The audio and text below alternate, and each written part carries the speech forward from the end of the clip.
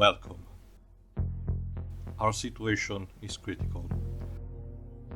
While our flight has been successful towards the Antarctic base, now we're stuck here, confined in a room, while the rest of the scientists and our pilot, R.J. McCready, are discussing about the situation.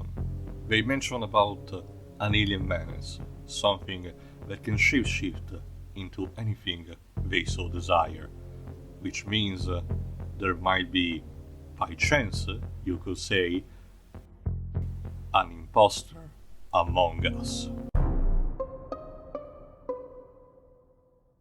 Alright, commentary's over, everybody. Goodbye.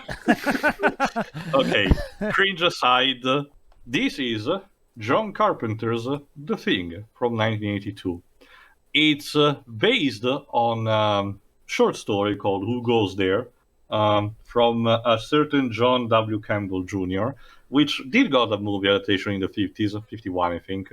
That movie was cheesy and not super, leaning towards the book. This one, surprisingly, is not either, but the screenwriter, Bill Lancaster, did convince John Carpenter into remaking this because he had an interesting proposition. Simply put, back when the 50 movies were made, technology wasn't there to represent what the story wanted to tell. Paranoia, the fear of the unknown, the monstrosities that the human mind cannot comprehend. And instead, Carpenter was in a good time to actually make that. Remember, also the 80s were a good time for movie remakes, like with Scarface, as you guys have noticed. So he actually went through, and Universal did pitch the movie and everything. Problem: it was released smack dab in that time period that I already mentioned in Secret of NIMH, where a bunch of very important movies like Poltergeist and Rocky III were released, and just very close to E.T. Result, with a budget of 50 million, the box office was 19.6 million. So Wow. In North America, at least. It continues a trend that sadly was prevalent for most of the film career. John Carpenter, he had made only a few movies that were actually considerable success. For the first Halloween, Escape from New York, and I think there was something else. But most of his other movies in general never made that much money, and a lot of them were incredible bombs, like this one, or Big Trouble in Little China. It's funny because this movie is freaking renowned these days. Yes, I was about to mention. This is also a case where, again, I really have to bless the fact that people's tastes change over time, because when the movie came out, it was absolutely destroyed. Probably because the fact that it was released alongside E.T., probably because you were supposed to do two different polar opposite of what the sci-fi genre could do.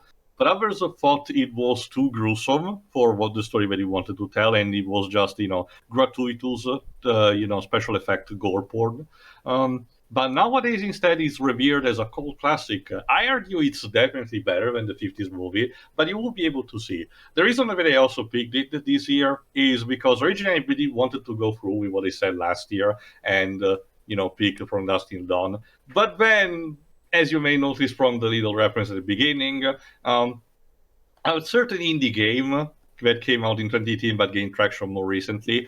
Basically, it's an adaptation of this one. The Among Us is essentially the Thing video game, just in a more cartoony friendly vibe. It recreates the paranoia. You cannot trust anyone, but you will be able to see, especially because the intro sequence is perfect for talking a bit some more. So everyone, start at the black screen that is before a Universal picture writing starts. In 3, 2, 1, click. I also probably should warn you that if you have never seen this movie, this is your only option to turn away now, because if you're easily scared by body horror and in practical special effect, this movie will literally get under your skin. And again, literally. What about jump scares? There's only like 1 or 2, actually. And yes, the music is actually done by Ennio Morricone. And guess what? It was nominated for a Razzie when it came out. I don't understand. Why? This music is absolutely fantastic and even reincorporated for the Eightful Eight. Like, well, that's the thing, though. The Razzies have always made really stupid nominations. I know, but this is just beyond. This is actually insane. And yes, Maybe the imposters were among the judges. I don't know. I don't know if he actually won it, but the cast is also nothing to scoff about because we have Kurt Russell in the main role, which is a stable actor for John Carpenter's movies. But then we also get Wilford Brimley, the diabetes guy, T.K. Carter, David Cannon, Peter Maloney, and a very young Keith David. Yes, he's in this too. All right. Huh. So it's funny you mentioned Among Us because, yes, in some cases the imposter literally is the thing. In other cases, it's just somebody who will shoot you in the back of the head. Mm-hmm. And yeah, we start with what else? A UFO landing in Antarctica, actually. Well, mind you, this is a scene that takes place a long time before the events of the movie. It's like a couple of thousands of years. Carpenter's. Yeah, by the way, this title is basically identical in how it's really revealed to the 50s version, because Carpenter was a huge fan of the 50s movies, and he originally did not want to do this movie, but he was actually convinced by the screenwriter. Little did he know that he would eventually make a movie that would overshadow the 50s version, because I'd argue this is probably the most renowned and talked about, and yeah, probably the definitive version from what I've heard. So it's exactly like Scarface a year later, and it's from basically the same studio. Basically, mind you, it's still not a faithful adaptation. It does change its elements all over the place. For instance, one important thing is that the titular thing gets discovered by the American team that is in Antarctica, transported to their base and everything. In here, we kind of divide the action into two things, which will pen to something that I will have to mention in the final thoughts. Also, for the record, probably because the dev team did not made much research about Antarctica, but a couple of realism rules are kind of bended here in a sense that despite being in Antarctica in a time period where it probably should be always sunny or always night, the days are registered as normal, during the frequency, if that makes any sense. And the Antarctic research team possesses a lot of firearms, which by the treaty laws of Antarctica from the nations are actually forbidden in the place. So you'll just have to suspend your disbelief for a bit. Also, doggo. Husky dogs. I think. Yes. Mm-hmm. Wow, that's like the one species, or one of the two species of dog I recognize other than dachshunds. The dog's the imposter, isn't Dalmatians? On that too. For the record, which of you have already seen this movie? I haven't. I have not. Oh man, so it's a surprise. But again, I'm not telling anything. anything. I actually refrained from watching videos on this because I assumed you would want us to come in fresh. I do recommend two things. One, Dominic Nobles, obviously, they did one of these, Lost in adaptation movies, videos of this. It's pretty good, actually. And particularly Ninkara's entire marathon of the comics that were based on this. Again, more on those for the final thoughts because we need the full context of the movie. Why was that guy shooting at the dog? He might have needed a good reason for it. Because he's a douche. I wonder if this is going to be one of those in medias res sort of stories where we figure out. No. And yes, that guy with the yellow, shirt, that's Wilford Brimley without mustache. I know, right? My God, that feels cursed. Extremely. And here's Kurt Russell. Yeah. He stole his beard. Yeah. He loves to play chess on a computer because. Okay. My experience watching Kurt Russell in movies has always been very mixed. Like, he's either full of emotion, like in the Fast and Furious films and Guardians of the Galaxy Volume 2, or he has no emotion, like in Stargate. I don't go saying it was the way he was directed, because the other actors were fine. Was he playing a character who was supposed to be low on emotion? Well, I mean, he's playing a military guy. They normally go. Oh, maybe he was going McCready, against that. you're What an are you ass. doing? What? Wow. McCready doesn't really take losing to a computer. He's so loser. Jeez. And I thought Gary Kasparov hated losing to a computer in chess. Also, that's waste of a good whiskey. Jesus. For the record, the original stories and the 50 movie did not really have a central protagonist. It was more of a everyone for themselves kind of story. In here, probably because it was buddy with Carpenter, Kurt Russell's character McCready is clearly supposed to be the protagonist. So he'll be the one who survives. Well, who knows, Jova? Again, Jova, I can tell you this for a fact. This is a movie where where has completely carte blanche. Anyone can die at any moment, and Carpenter deliberately switched some names of the people who die in the story, so fans of the book could not guess immediately. Huh. I mean, one could argue that's a pretty good trick. Others could argue that does spin in the face of the adaptation. Oh my god, Keith David. He looks so young. Yeah. It was 1982, so... I think this was before They Live, I think. That was the one with Roddy Piper, wasn't it? Yes.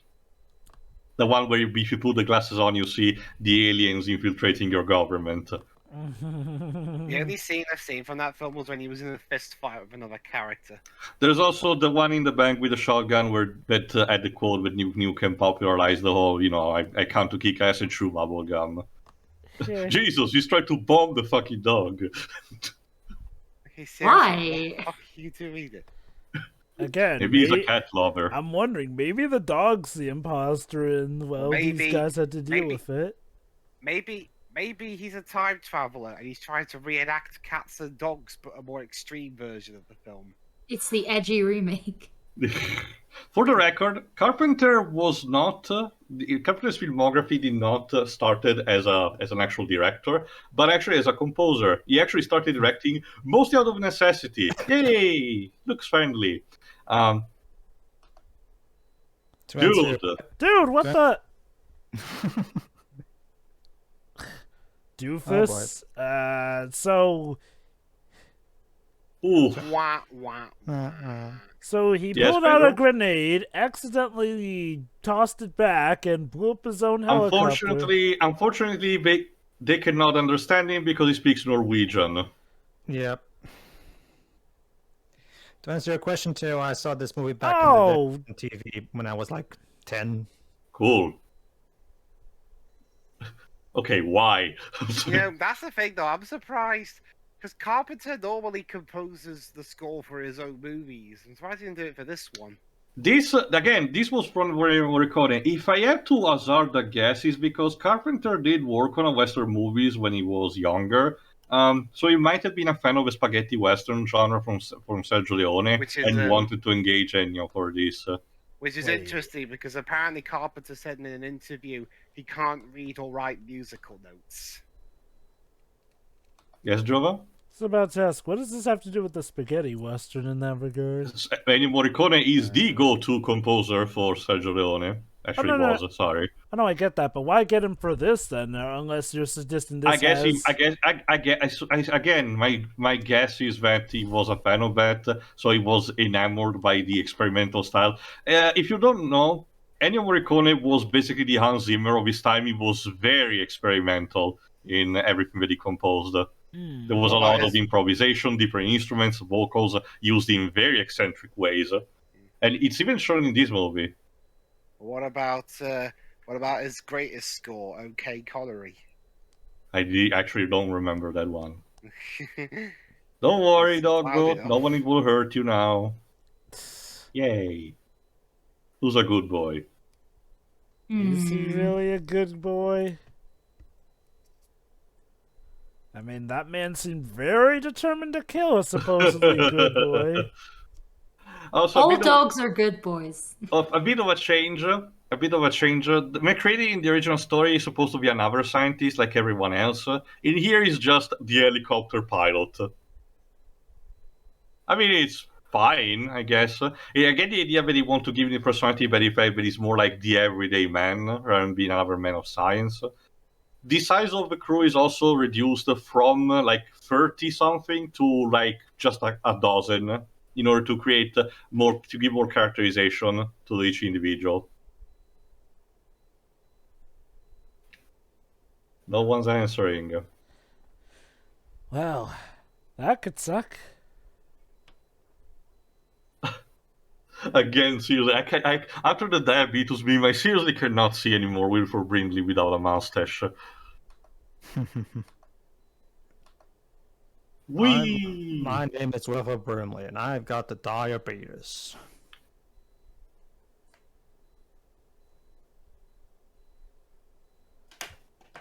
Oh.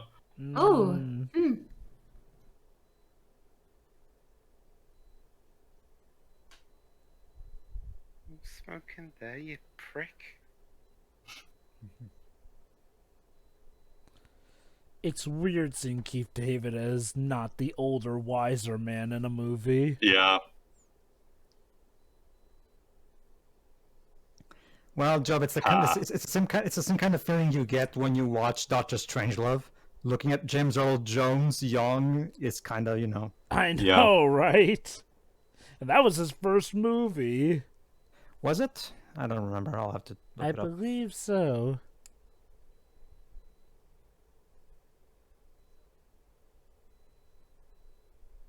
Oh, Keith David also narrated WWE documentaries.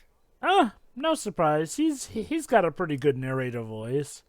I mean, so much so that they had him narrate for the Coraline video game.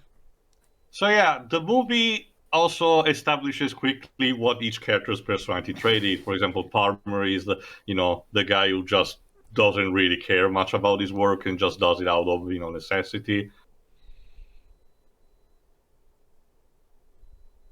So yeah, let's go to investigate the Norwegian camp.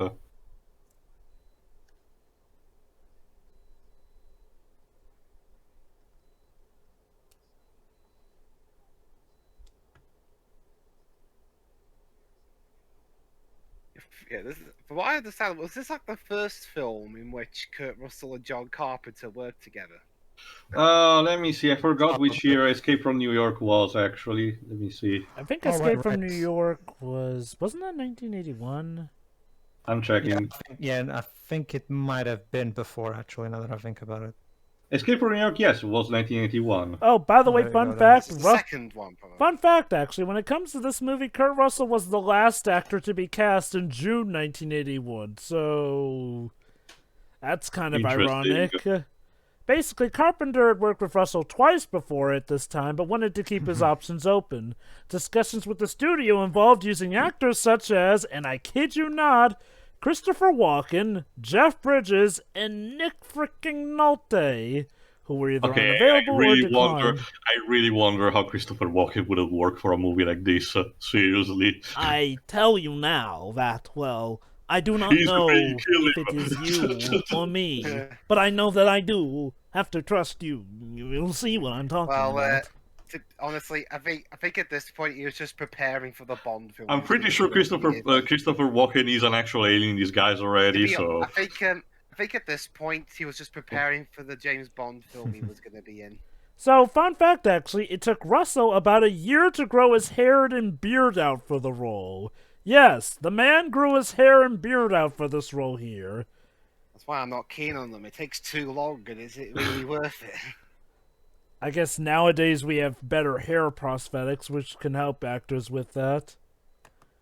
That said, as for other actors the producers met with, they met with Brian Dennehy, Chris Christopherson, John Hurd, Ed Harris, Tom Berenger, Jack Thompson, Scott Glenn, Fred Ward, Peter Coyote, Tom Atkins, and Tim McTiernan. So yeah, quite a lot of interesting people who could have been involved with this movie. The quietness of an Antarctic research station. I'm sure nothing will happen here. Totally. Is this where most of the film takes place? Yes. While we do see different parts of both the inside and the outside, this is basically our location. Again, it contributes to give a sense of isolation.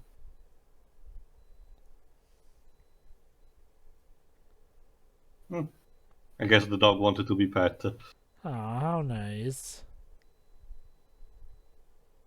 He is nice, right? He's a good boy. Yes. But what if he wasn't really a good boy? He's a dog. Automatic good boy. But what if he's not a real dog, Shiroi? What if he was, by chance, a cat in disguise? You're forgetting about the climax of the premonition.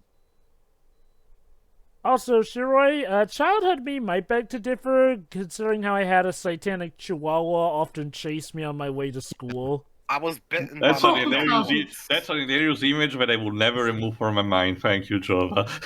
Also, Jova, you didn't need to say satanic. Just saying Chihuahua is enough. Yeah. But yeah, looks like the Norwegian camp is a bit in disrepair. That's the ironic thing, Shiroi. It seems like it's the smaller dogs that are nastier, whereas the big dogs are friendlier. It looks like it happened relatively recently as well. Yeah. Huh. Foreboding. Maybe they knew the Americans were onto them at the time to torch the place. That'd be one heck of a before they leave. Also, in case you want to know, Jova knows, you know, it was the guy from before that had the music loud. He's actually played by TK Carter. The only major role that I can find that you might remember apparently was the voice of Rocksteady in the Transformers series. Huh. Wait. In the Transformers series? 1985. Rocksteady's a TMNT character, though. Maybe it was a crossover episode. Maybe. Yeah, basically, Carpenter and Russell have worked together 5 times. Escape from New York, The Thing, Big Trouble in Little China, Escape from LA, and their first one, a biopic about Elvis Presley. Huh. So, what's John Carpenter doing these days? Nowadays, not much. He retired from directing. He's a producer, though. Keep in mind. He's also still a composer for the recent Halloween films. Huh. We haven't seen the last of him, Jova, technically, because remember those Mars movies that I did mention in A Red Planet? He's the one from the third that I want us to look about, Ghost of Mars. Interesting. Like if this were a John Carpenter score, he'd probably just use piano and synth. Again, Ennio Morricone clearly wants to use electronic and normal instruments to create a sense of dread and an atmospheric paranoia. I see that guy's chilling out over there. Hey.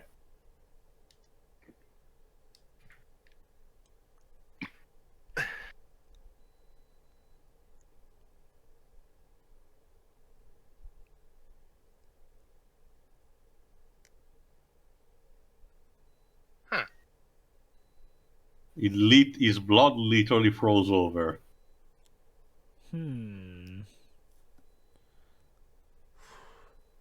Something really tore into him. For the record, the special effects, let me see, were done by Rob Bottin. I would expected originally Tom Savini, since he's much more into this kind of weird, creepy shit, and you will see.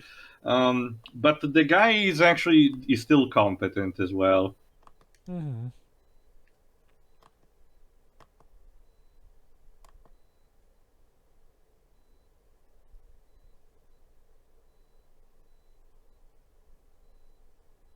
Yeah, apparently Carpenter kept Morricone's score on a tight leash because he kept. But what he did to try and guide him was he kept playing his score from Escape from New York. Also, I guess it's still better than what Ridley Scott did for the first Alien, because he actually asked the composer of that, I forgot which specific one was, to actually compose and then decide to not use like 80% of it. Wait, you hired Jerry Goldsmith, but you don't use most of it. Yeah, I don't get it either. something atmosphere, I guess. Let me. I think I might say something. Shiro, in case you haven't realized, Jennifer Goldsmith was the composer of Mulan. Just to give you an idea of how really serious this charge is. I get the idea. Maybe Ridley did not find it fitting, so he wanted to go for the more minimalism that the movie eventually had. But that's a story for another time. Anyway, that's classic imagery from the story. A big block of ice with a hole inside, as if something was inside it.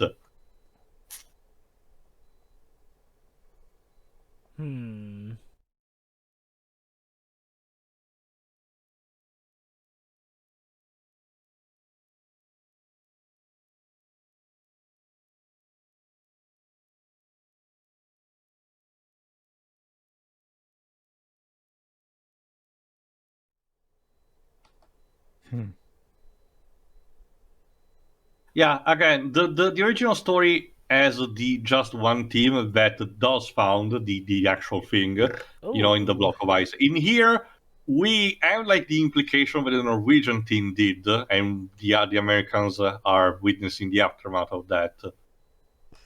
And whatever happened here wasn't pretty. Somebody had a barbecue, the worst kind. There's no real reason given as to why this film got nominated for worst score. See, yeah, I seriously agree. I really don't understand that. I mean, I can't find a reason. I mean, I've seen some theories, like maybe they thought it was just a bad John Carpenter score impression.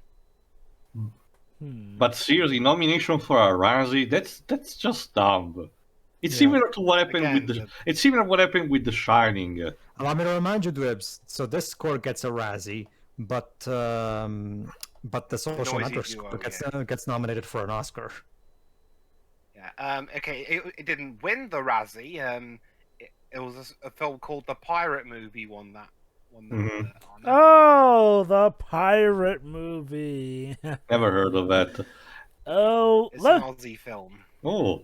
Let me put it like Dog this. is very vigilant. The pirate movie not that I mean that to say that Aussie films are bad or anything, but go on. The pirate movie is essentially a Pirates of Penzance movie before the actual Pirates of Penzance movie came about. It's disgusting. It's pretty bad. Yeah, like even in universe we acknowledge the smell. It's horrible. It looks like barbecue chicken from my perspective. I'm pretty sure it doesn't taste that great, Wibbs. Yeah, you want to try it, Dwebs? Maybe. Why not? Not the answer I expected. Would it surprise you guys to know that the this particular award section didn't last very long? It was last awarded in 1985, where it was won by Rocky IV. Shiroi, how do you know you don't like it until you try it? How do we know it's not? I'm pretty sure I'm not gonna like that. It could be tasty for all you know. And besides, what if they run out of food? You don't know how tasty something is by looking at it. That's not how it works. You can smell it though. Again, there are plenty of foods that smell badly but taste well. That's just whatever it is. It's clearly not a defined creature. Yeah. Lovely, simply lovely. Yeah, they are. That's another reason why you should eat it. It won't come alive and try and kill you. Feed it to the doggo. Yeah, feed it to the dog. Yeah, see, he wants some. Yeah, look at him, he's desperate. He just got, like, gunned down, attempted to be gunned. Oh! What an asshole. I mean, to be fair, should he really be sleeping on the job like that?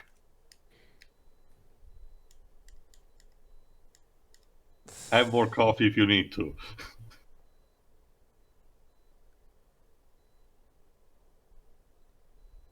Maybe that's why they call it the Thing. They couldn't think of a name for it.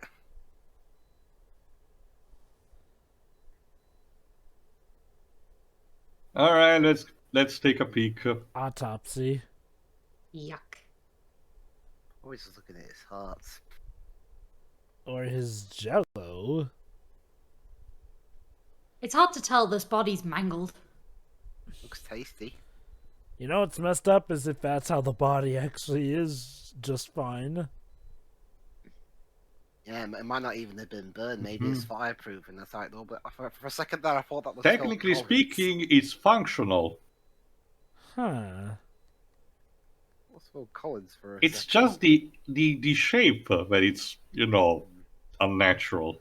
Almost looks like it's in the middle of changing. Maybe they were trying to create a human, but the process went wrong.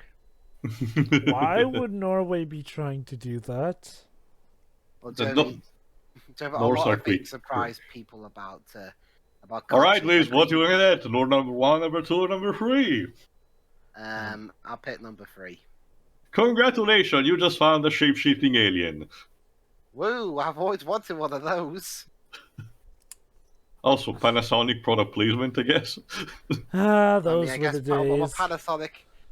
I'm not sure how true it is now, but Panasonic, I think, was the brand of choice. The go-to. It was, yeah. Same for, VCR. No wonder they're bored. They're the only thing they've got really that's standing up all the time. An important theme with is isolation. So when you're like a researcher in like this kind of place, you do need something to entertain yourself. Otherwise, you will literally go mad. If you haven't seen it, you should probably see The Lighthouse. It's pretty cool.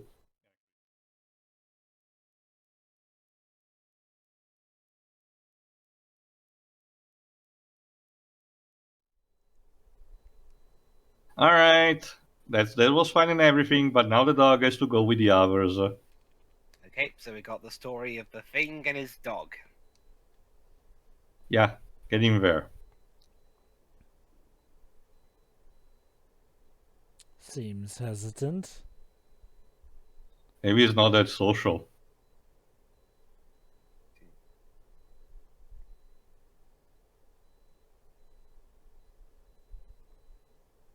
Oh, sit.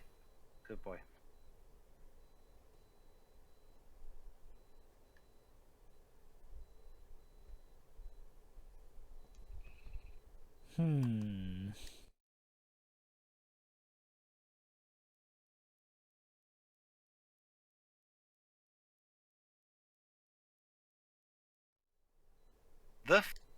What's 2 dogs stare at each other? A couple, actually. There are like 6 in total, I think, in the barn. A couple is 2. Uh-oh. They seem to not really like the newcomer.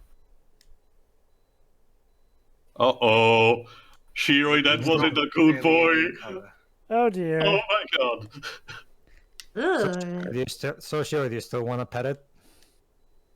Yeah, the dogs are like, get me the fuck out of this. What are you talking about? I'd pet it. Whatever looks different from other dogs. It's still a dog, damn it. A dog with spider legs, but still. Gives you a clever man then.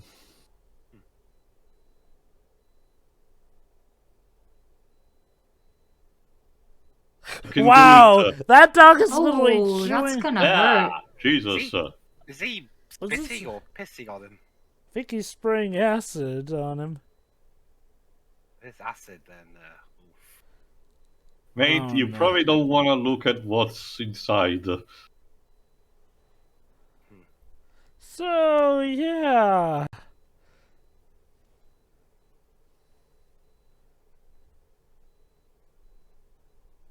Bummer, the lights are out. Why'd they turn the lights off? You not have a torch, sir? There! Wait, 2 of them ran out. Oh, snap. Yeah, it's better to not... Okay, so just keep the gate shut and that thing can't get out. Absolutely. But there's a hole in the wall. Not big enough for him to get out through, hopefully. McCready, are you drinking all the fucking time? Probably. I mean, if I was stuck here, I would. Cider, not beer, but still. The interesting thing, since you were talking about the hole, in case you're sensitive to these things too, the interesting thing is that, believe it or not, even as a little kid, stuff like this in these old movies was actually what hold my interest better. Interesting. Well, I can't believe people can be actually scared by this. So let me put it this way too. You know, in Ace Ventura 2, when Ace gets out from the robotic rhinoceros axle, and the kid goes, "Cool." Yeah, I guess that was like that. I was that kid, basically. But anyway, the important also thing that you need to know is the fact that Mac has requested a flamethrower because Jesus Christ, this thing. Looks like a cross between a dog and a duck.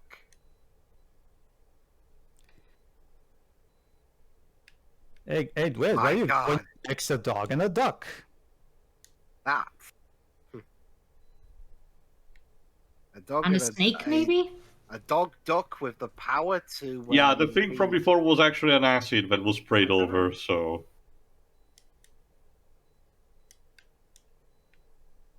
And here's the thing, bullets don't really do much. This is a particular change compared to the original story where they did something, but not much. So they originally they had to use like an electrified harpoon, I think.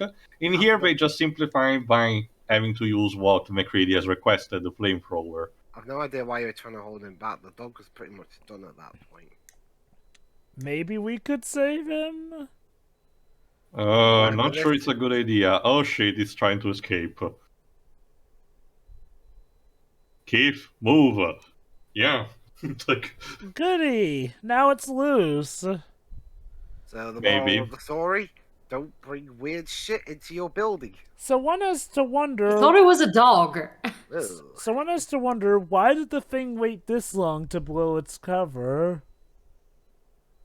Probably did not knew what to do. There we go. They managed to actually get the one before actually could get into the vent. Sure, it has gone beyond just being a dog. Okay, so movie over, right? We burned it. Absolutely. Okay, we're good.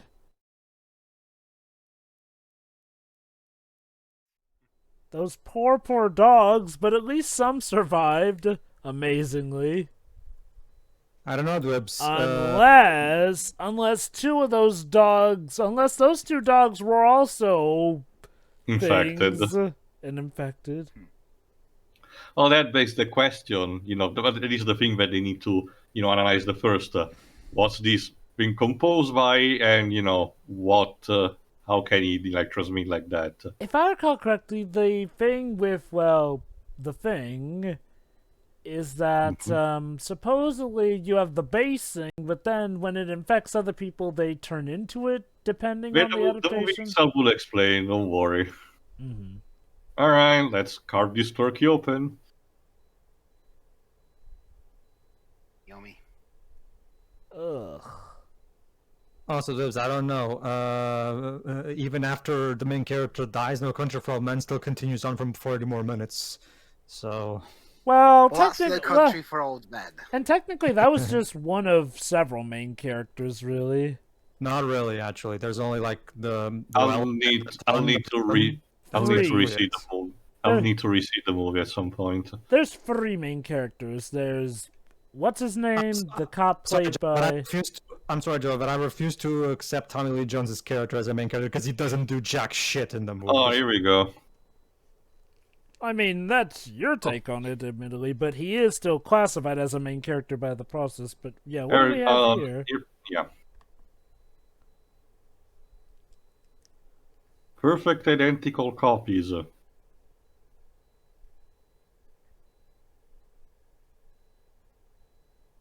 Ugh.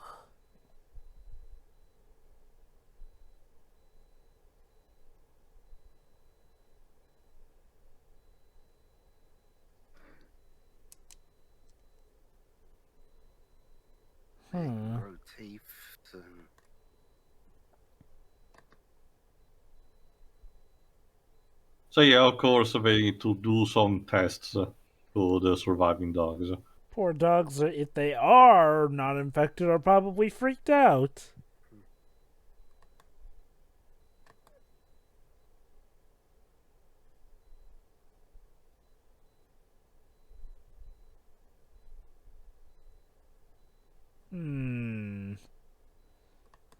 The sussy baka. Vaka. If you remember, there was a scene before where the dog reached someone in a room before. We don't know who that one was, though. So.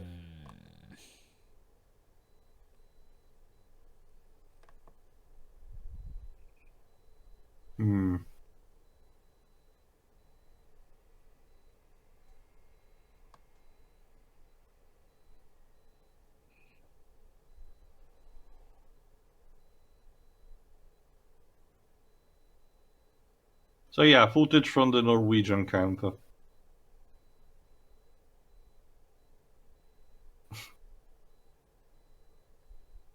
Well, I'm sold. The marathon.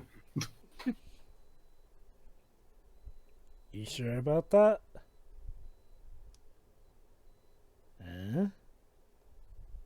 Again, it's the footage of them finding the actual thing in the block of ice. Again, this is something that in the book actually did happen to the main characters, while here it's something relegated to a B team. I guess to set up. And they did found not just the thing, but an entire saucer. Which means there might be more than one. Hilariously, and yes, they're trying to pry it open with thermite charges. Hilariously, in the original novel, it specifically mentioned that the spaceship was covered with magnesium, which made it, light it up. However, it's very impractical for entering the atmosphere of a ship covered with that. Yeah.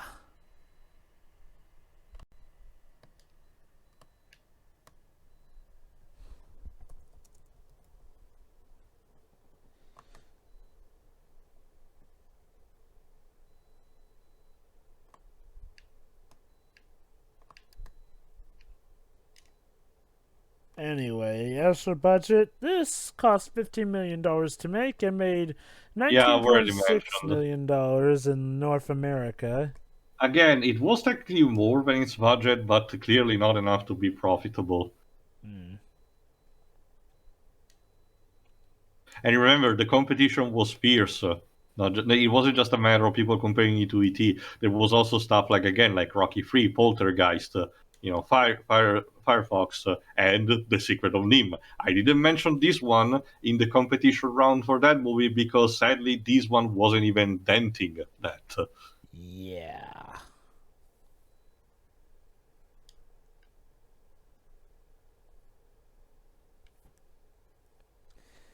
Yeah, that's a spaceship, all right. So, Tio. Yeah.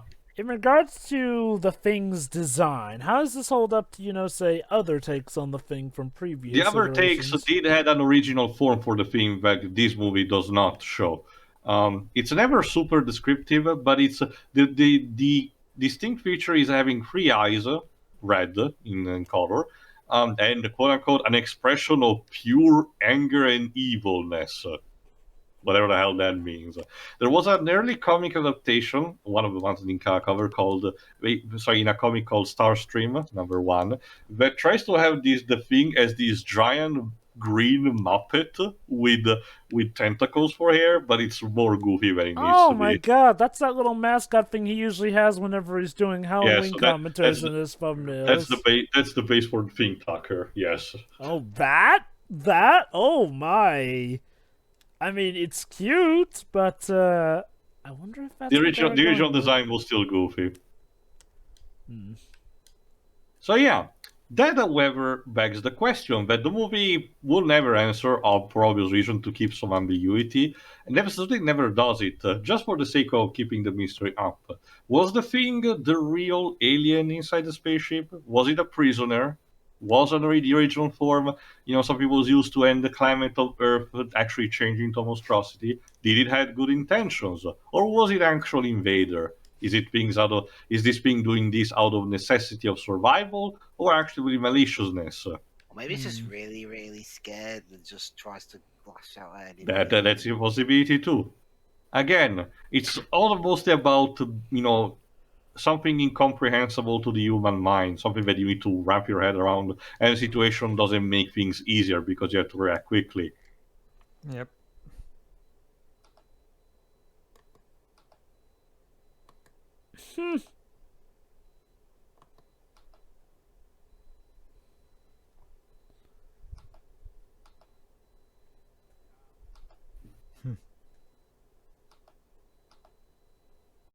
Sure.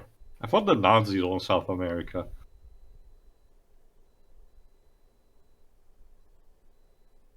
That's what they want you to think too. Ah, of course.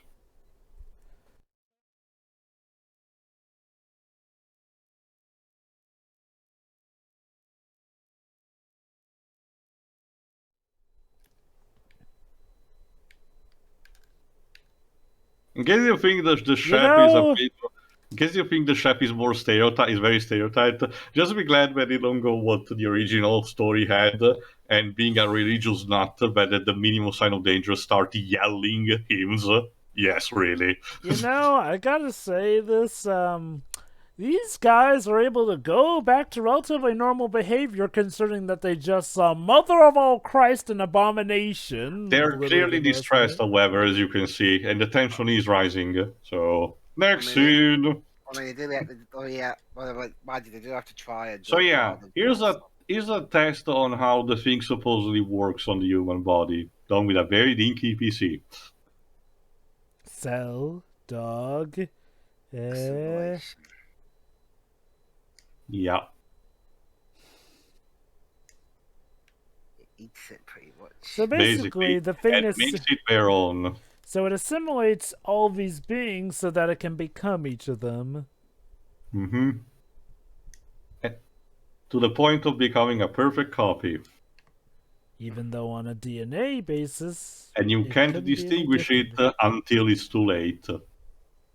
Goody. So that begs the question, if this thing is actually supposedly left unchecked, how long can it be until everything gets infected? Which means we can't just leave, because if we leave, this thing could come with us. That's also a good question. Yeah, 75%. That means it's very likely that one more members of the team are now the thing. Plot twist, Kurt Russell was the thing all along. So again, it begs the question, if this reaches outside of Antarctica, how much until the world is crewed? 27,000 hours.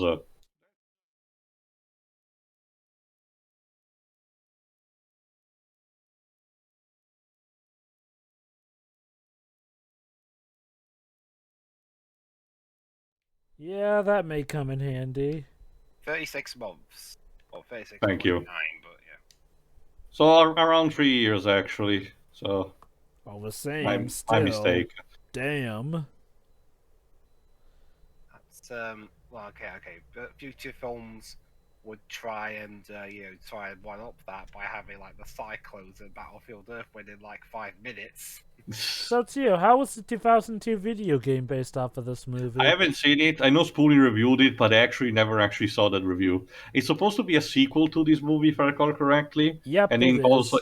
And involves something about like the government trying to weaponize the thing. I know it's very stupid, actually.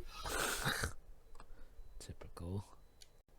That's not even the worst of it, Jova. Apparently, the Sci-Fi Channel wanted to make a sequel series out of this. Oh, okay. Now, mind you, the concept wasn't too bad, but I'll mention the more again, that one in the final thoughts. Yeah, it's a matter of style. I wonder if this is what James Gunn saw and of Kurt Russell, and he wanted him to look like that pretty much, except older, obviously. It's possible.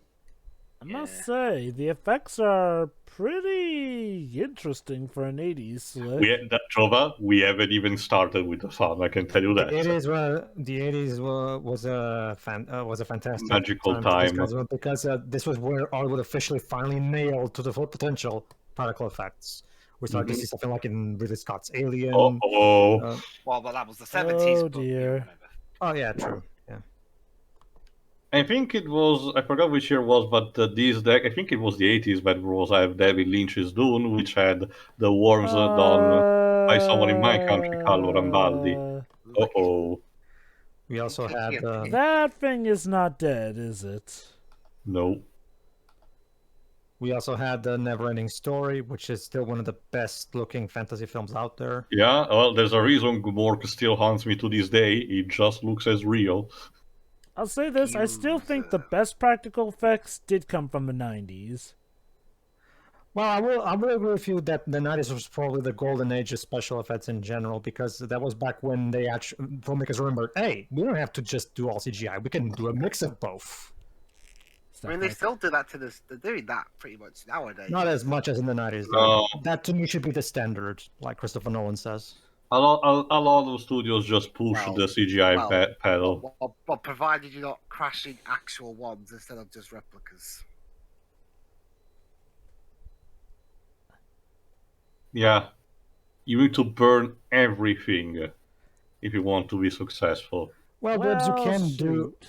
Well, there's as long as you evacuate the air. Like, for example, in both Terminator 2 and in Dark Knight, both James Cameron and Nolan actually blew up a real building because they evacuated. It was done with all the safeties needed. It was evacuated safely. Exactly. That's what you do. Oh, this isn't good. Yeah, that idiot spilled tomato sauce everywhere. How rude. Okay. Did Mettengar's rival die again? Perhaps. Oh, that's maybe that's the plot. Maybe that's the plot twist. The thing is Matt on guard. Yeah, we need to assert the situation. Very much so. That has to be how Matt on guard kept his youthful looks after 30 years, but and yet he couldn't heal his scars. Yeah. I guess it was just too much for him.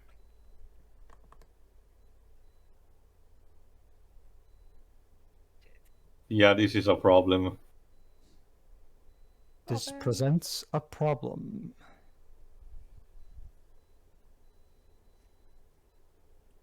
Oh God, is it about to burst out of his chest? No, wait, wrong. Important thing, do not touch stuff. Let's give a look. Have a look. Yeah.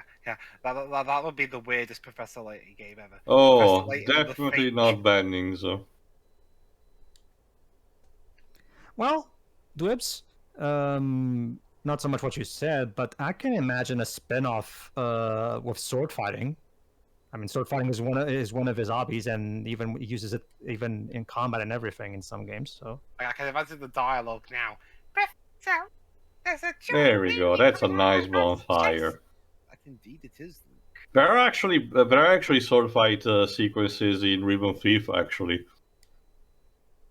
Okay, that's one thing down. What? Is there a dance move where you do the alien coming out of your chest? No. Oh.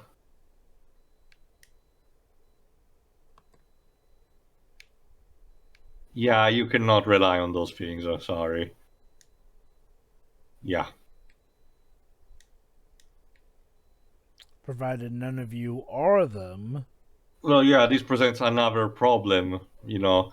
Do you want, just to be sure, kill, destroy everything, including yourselves, just to make sure that this creature does not escape, or want to take a gamble?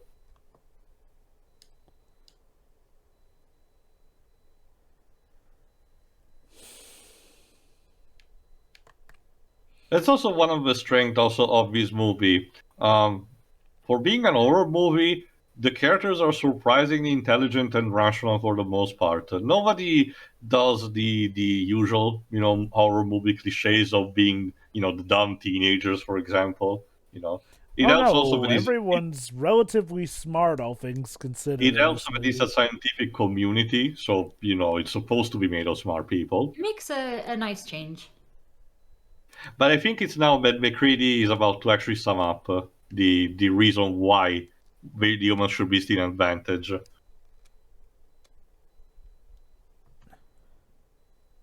There.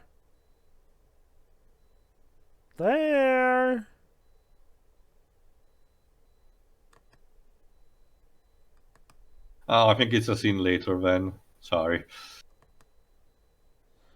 Wow, that was a lovely night. Mm-hmm. We just needed some singing, you know. Let's gather around the campfire and sing your campfire song. Plenty of fire for marshmallow roasting.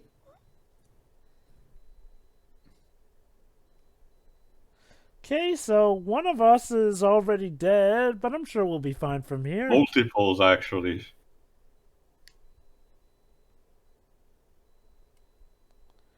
I'll admit, even though this didn't make a lot of money, I am kind of surprised this never got franchised. At least, you know, not relatively soon. The comics did happen between the 80s and 90s, I think. That's the thing. So it was mostly Dark Horse who handled them. They were specialized in this being outside of making Hellboy and The Mask.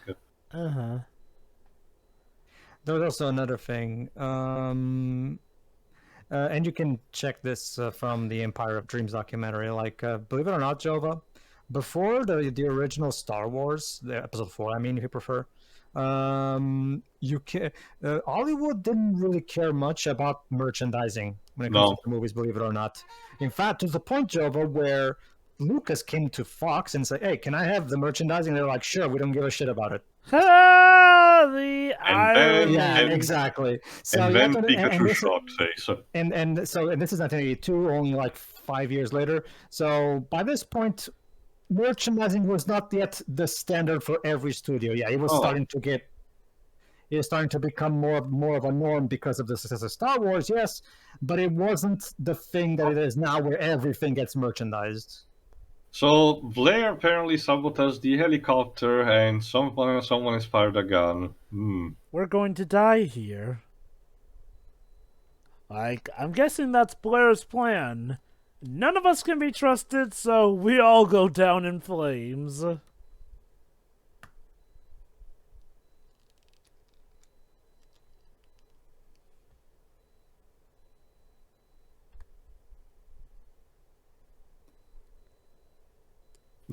Wilford Brimley is pissed. I will kill you, diabetes. Fighting a disease one axe at a time. Is this what John Carpenter did to Ennio Morricone's originals test Jesus, for the movie? I hope not. No, I want it to sound like this, not that. Durf, durf, durf.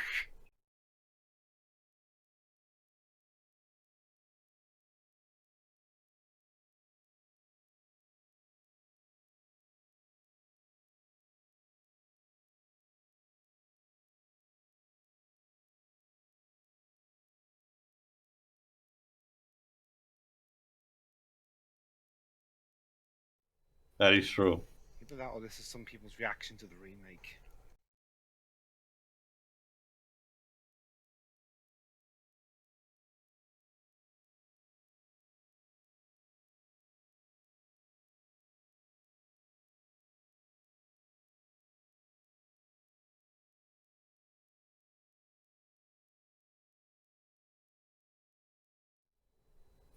Just to throw the magnum. Reverse here's Johnny. Okay, Kurt, it's Wilford Brimley. He should not be able to overpower you like that. There you go. This is actually another thing, actually, now that I think about the 80s, actually. Like, we had also the remake of The Fly from David Cronenberg. Yeah. And, like Jib said, the Scarface remake. 80s was actually a really good decade for remakes, where the filmmakers actually had good ideas for what to do for remake, actually. It also helps that the original movies that were done in the 30s or the 50s were done in a completely different mindset. So when the 80s actually did that, yeah. He even killed the dogs. You can argue it's very interesting. It can be potentially the equivalent of someone remaking something today of a light-hearted property in a more edgy, aggressive way, and that's why people did judge it like that. It's very interesting. Again, it makes me wonder how movies that are done these days will be judged in 20, 30 years. Would you guys say eating ice cream is a good idea for this film? Sorry? Would you guys say, in terms of like foods to eat during a film like this, would you say ice cream's a good one? Chocolate flavor, by the way. Suppose. Probably. Maybe a sausage. It's a good job it's not strawberry or raspberry flavored, or anything that's similar to the color red in regards to this film. So yeah, the best course of action is to just lock up Blair in the room with enough, things to eat for him to survive. Plot twist, this is exactly why Ego wanted to destroy Earth.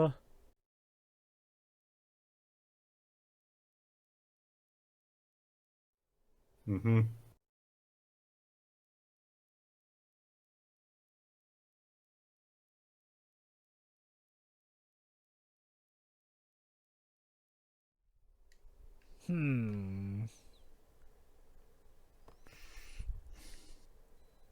To be honest, I don't really hear much of the music, to be honest. No, it's used in very specific moments to symbolize the tension rising. Is that why they nominated it? Because it's so still a scarce and stupid they think reason. Morricone's lazy or something. Still a stupid reason. That's... Yeah. Yeah. We need to find a way to establish the potential difference.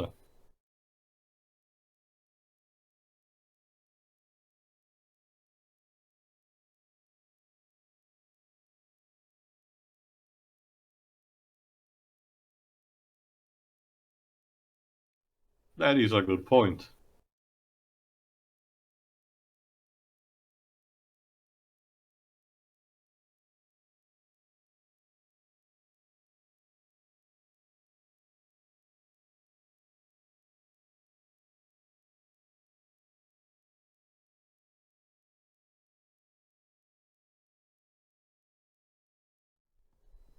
Of course, the one guy who knew the most about this had to be the one who went cabin fever crazy on us. Mm-hmm. Of course.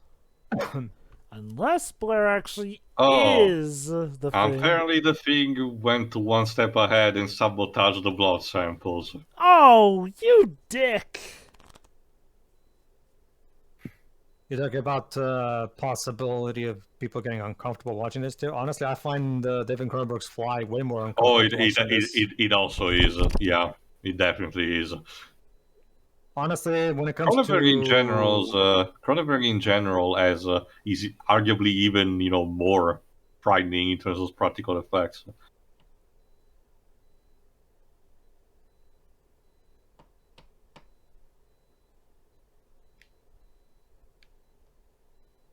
Yeah.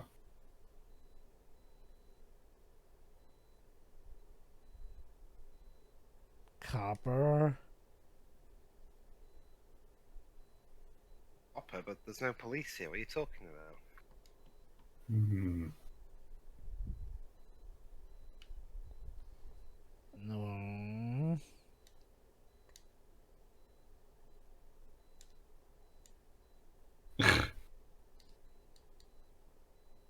Yeah.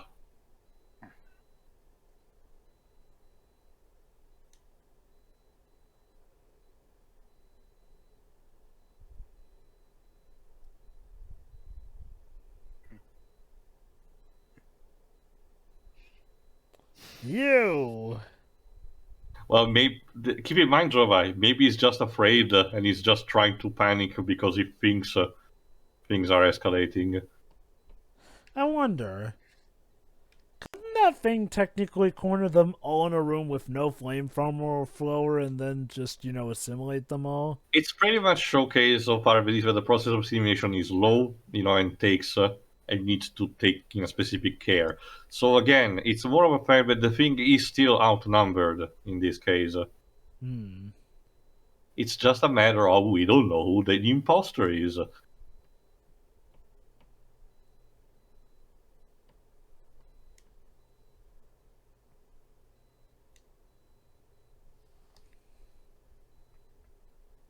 They're all the imposter. If they were all the imposters, then they would have just left by now.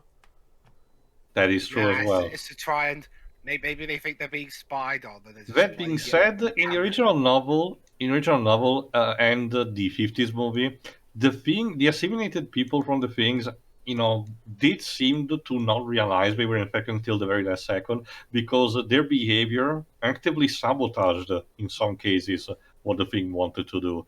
For example, they do perform a specific test in that version, and the first who actually volunteers turns out to be infected.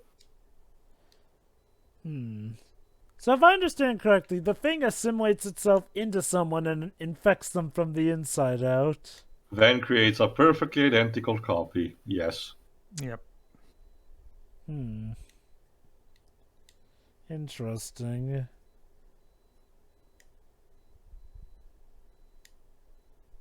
So the creature effects of this film are mainly done by a guy named Rob Bottin. Yeah, I did mention him. He did other stuff like RoboCop 3, for example. I think he's still getting work to this day. Oh yeah, RoboCop 3, that was a great film, I hear. Well, the special effects were probably the least thing bad about it, to be honest. Apparently he hasn't done anything since 2014 with Game of Thrones. Oh. Wait, there we go. Hold on, Java. That's a summation. McCready it's simple, Yeah, if everyone else was the thing, they would have literally jumped on the survivors, because they would have overpowered them easily. So that means that the humans still do have a chance.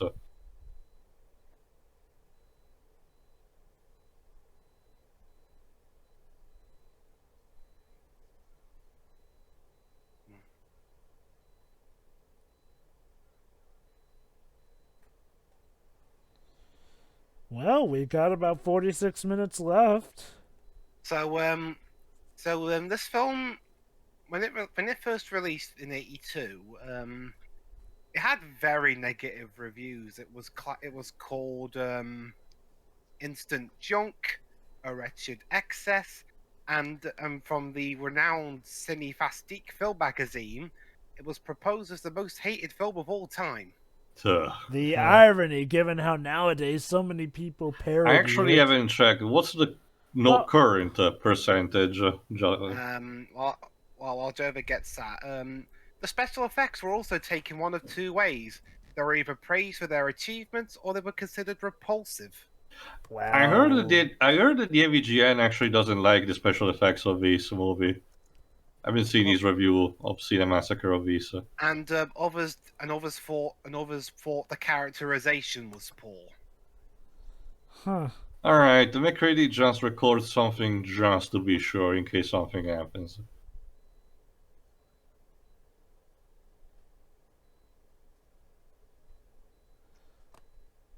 Oh, as of now, on Rotten Tomatoes, the thing has an 86% critical score-wise and 92% fan viewers-wise. Yes, it's a shame that we couldn't have that reception back in '82, but whatever.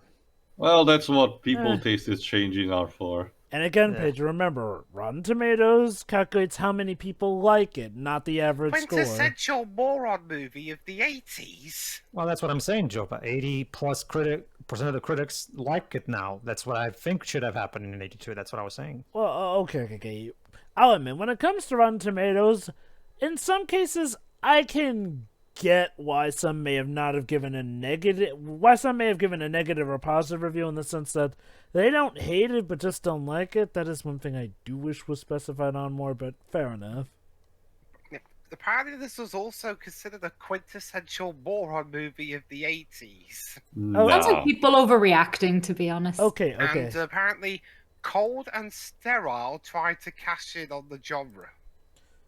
What? That doesn't even make any... Hey, Dwebs, we're sorry, Dwebs, but Downfall is trying to cash in on the war drama genre. Therefore, it sucks. Like, what? You see what I mean? That complaint makes no sense. Of course it's trying to cash in. Every movie is trying to cash in on whatever genre it belongs to. That's the whole...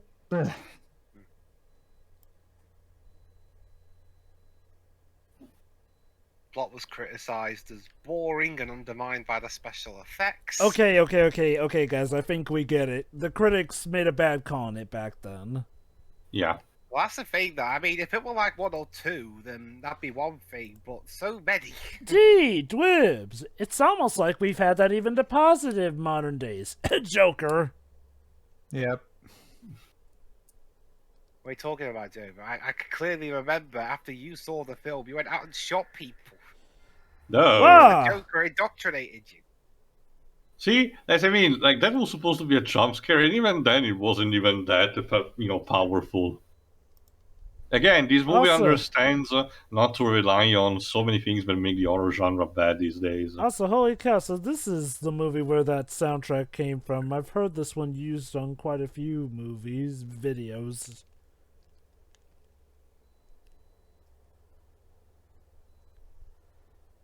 Hello, what do we have here? McCready. McCready's jacket. But that's Kurt Russell's character.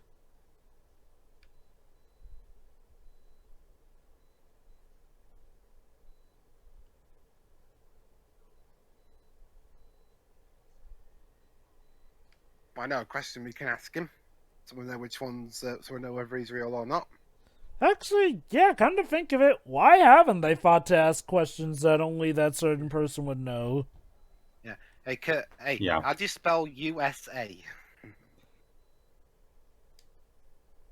You sussy asshole? Kill him. No, but seriously, why haven't they fought to actually ask questions that only the person who the original love would know? It sadly doesn't work. because- No, it sadly doesn't work that way, Jova. Wow. Does the thing also assimilate memories too? Yes. Yes. Oh, okay, then that would They explain did say why. perfect copy, so I assume that memories. That Fall includes into brain that. patterns. Mm.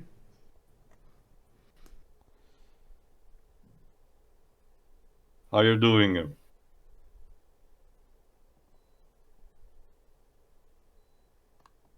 There. Oh.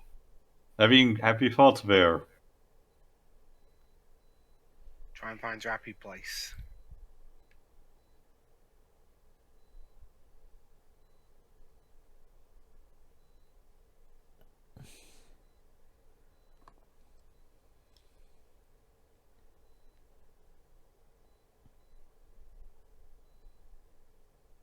Yeah, no.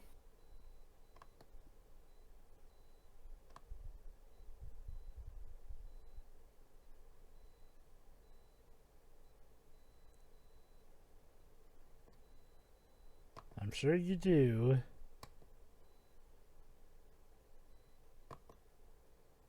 Just no. You got a noose in the middle of the room, dude. We should probably take that out. Unless he's the thing as well, Shiroi. Yep. In fact, if we go inside and he is the thing, he could kill us. What?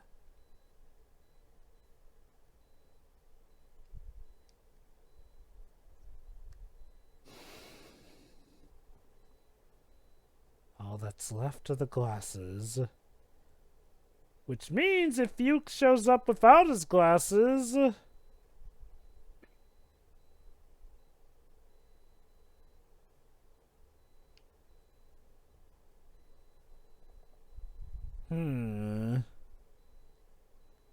That's a mystery.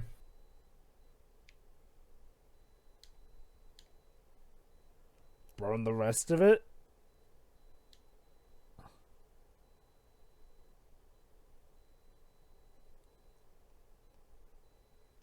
Yeah, it's something funny actually.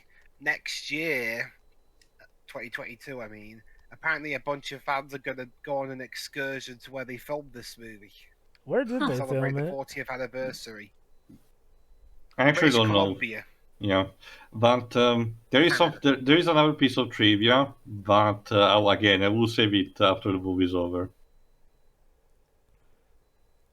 I give this movie credit. The black guy was not the first. Well, neither of the black guys were the 1st to die. Again, this is clearly an horror movie that tries to be more smarter than the average slasher flick that was around the time. Yes, very much so.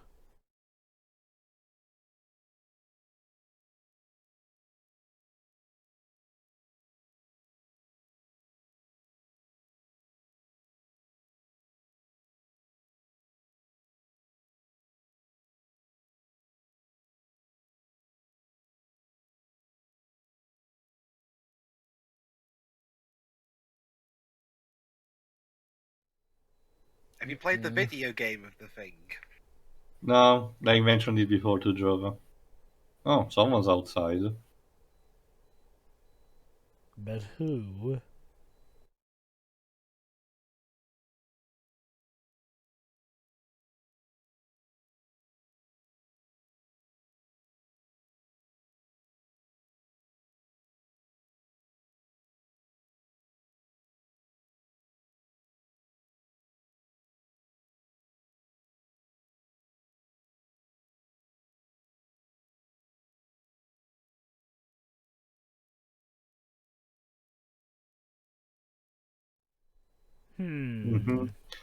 So that begs the question, is McCready potentially infected?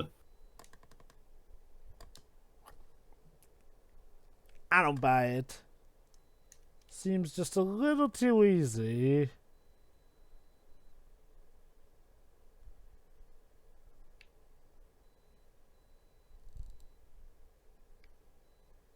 I saw him venting. See what I mean, Shiroi? Again, it's pretty clear that Among Us is a clear homage to DC in all of its aspects. This is pretty much how emergency meetings usually go down over voice call anyway. And yes, so the violence is included. Yes. Who's going to kill them first, the thing or each other? Yeah, it almost seems as if the more the paranoia turns up, the more the humans resemble the monsters. I think the only time I've ever heard Deji yell is when he's been playing Among Us. Really? Yes.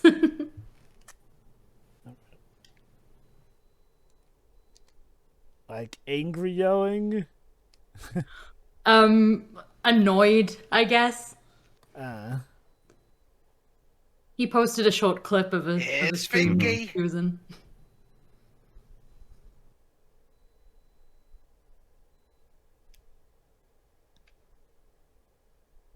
Yeah, why didn't Jack Victor kick down the door?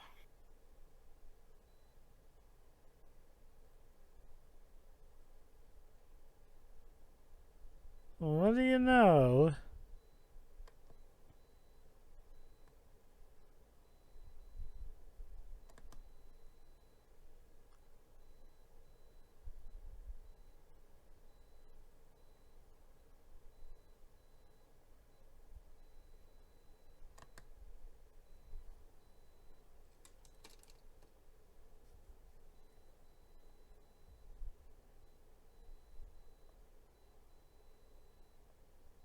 Oh, there we are.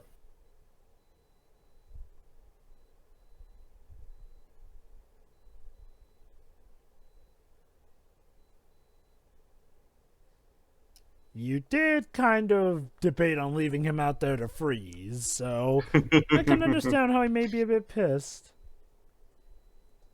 What's going on with Norris over there? Oh. Art attack. Heart attack? Or is it something else?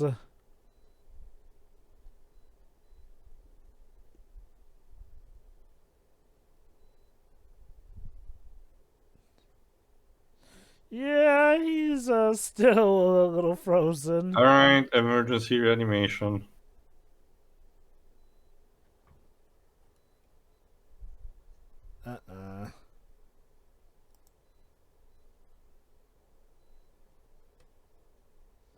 Yeah, he's pissed.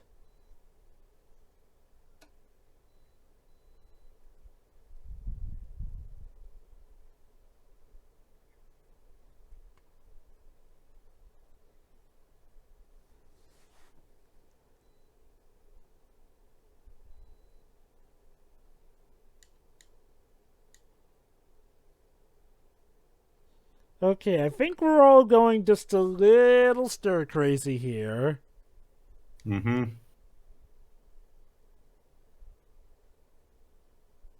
Oh. Yeah. Well, yeah.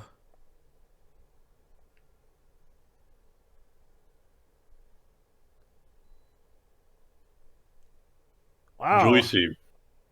Why did the thing just blow its cover there, though? It's an easy burning now. Oh. That's a nice face. Well, do you have something to say? No.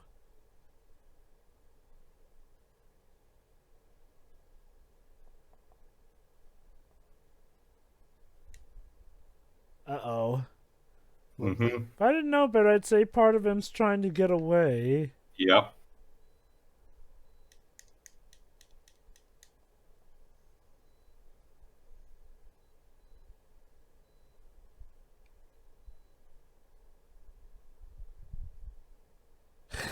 That whiplash sound effect. Yeah.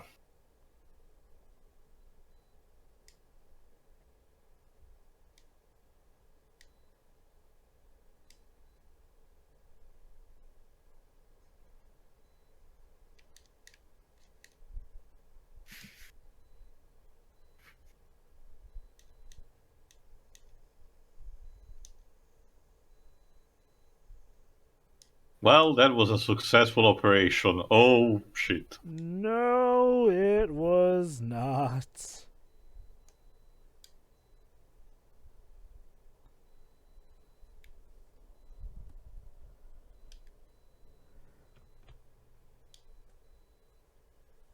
Hello.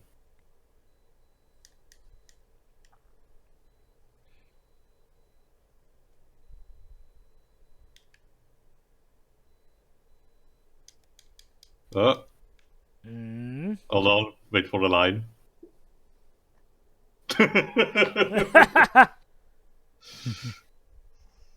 Yeah, let's just, there we go. Okay, now that's gotta be everything. Hmm.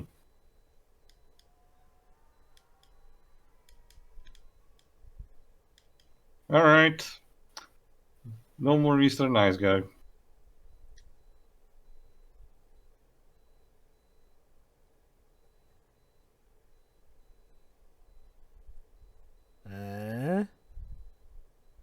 Yeah, shut up.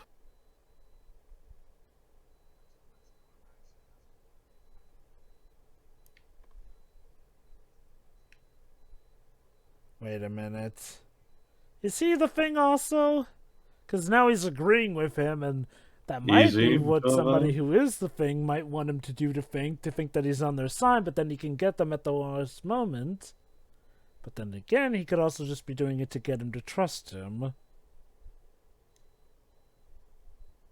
Yeah, they're boned.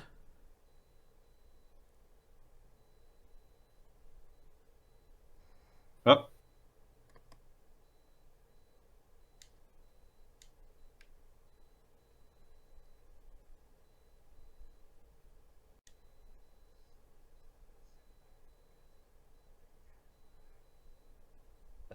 They're not down until we burn them. Here's now the iconic test that is being parodied to death by literally everyone.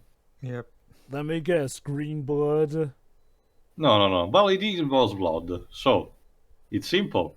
Sample of blood. Let's see if it reacts to heat.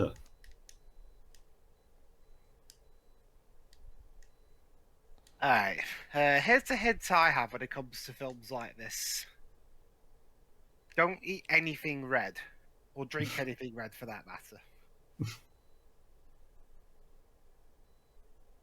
Yeah, I've seen worse.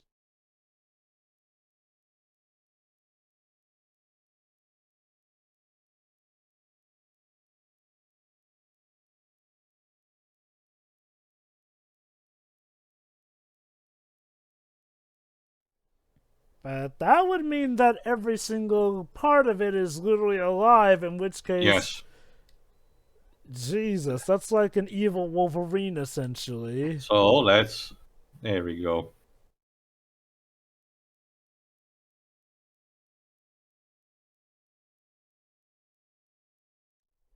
Alright, let's test nulls.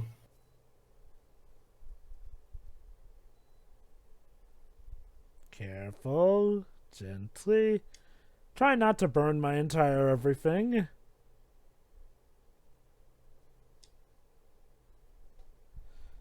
I just realized something. Windows here looks like Nick from Team Formstar. It's kind of uncanny, actually.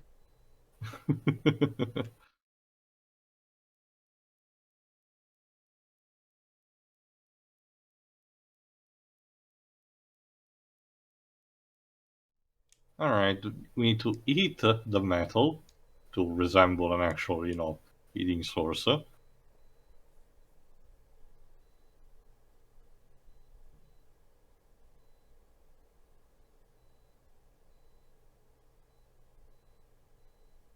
So it makes me wonder, actually, are all the people we find that are infected at the same time, or is it one by one? That's we don't know. Again, there we go. Windows is clear. The viewer is just almost as incomplete, ignorance just as much as the everyone else. Outside of the dog at the beginning, that was pretty obvious. Yeah. Alright, at least we know who's not infected for the time being.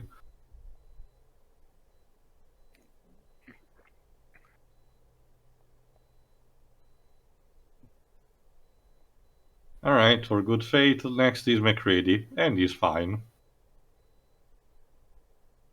Let's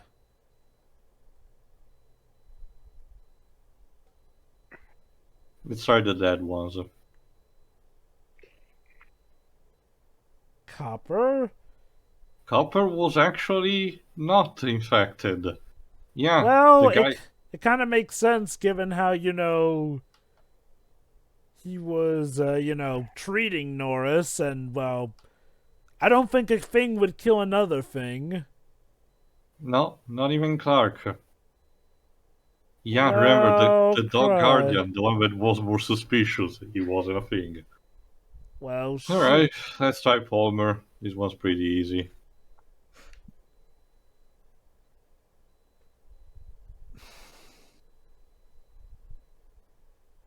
Uh-oh.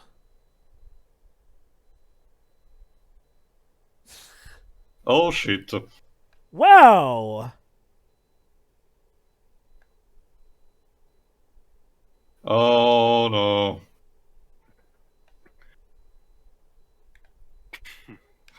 Oh, come on!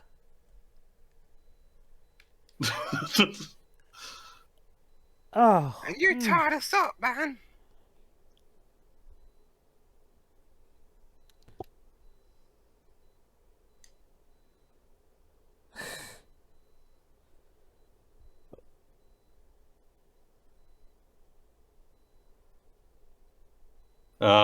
Windows, don't No? just... Oh man.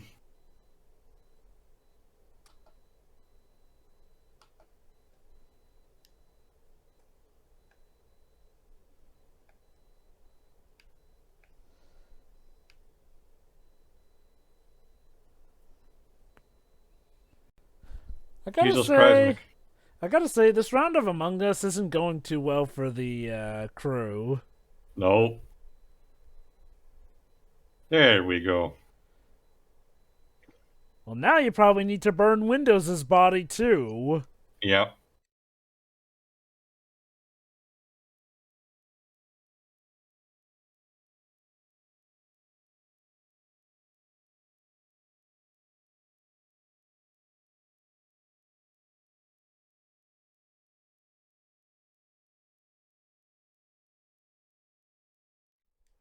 There we go. And we're gonna need another flamethrower.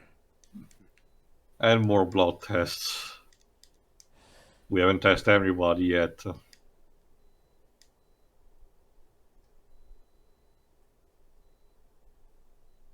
Oh boy. Yeah, Windows! We should probably burn that.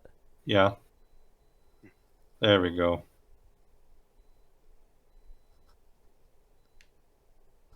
So there you go. If so much as a speck of that monster gets into your body, you are more or less a zombie monster thing. Basically, it's still a slow process, but yeah, we're not done yet. Nose, fine. Good. Okay. What about Childs? Let's see if Keith David is fine.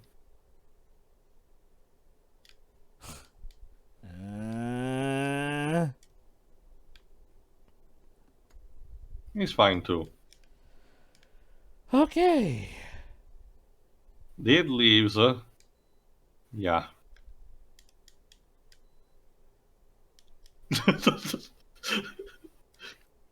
Was that Keith David mentioning that to John Carpenter? There we go. We just quick cut.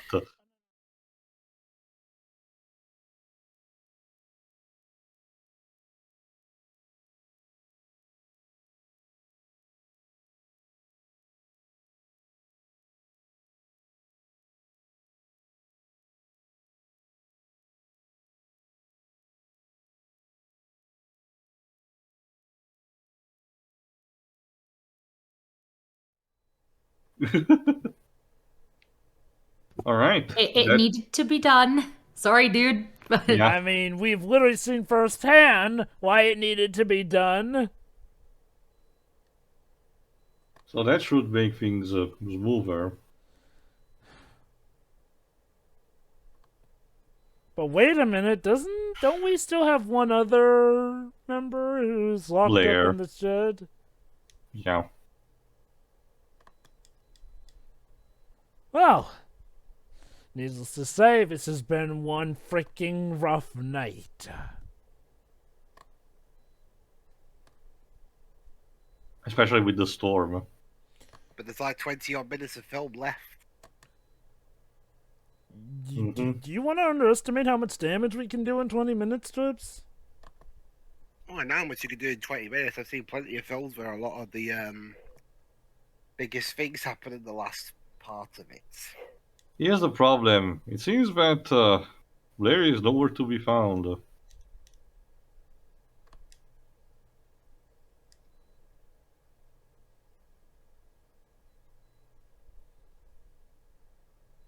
Oh.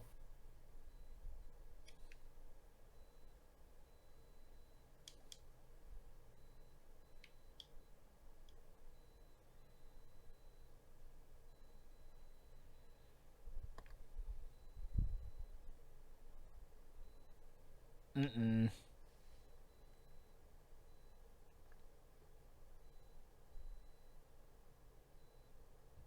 Do we really want to go in there? Yes. Oh, It has to be we done. have. Okay, then.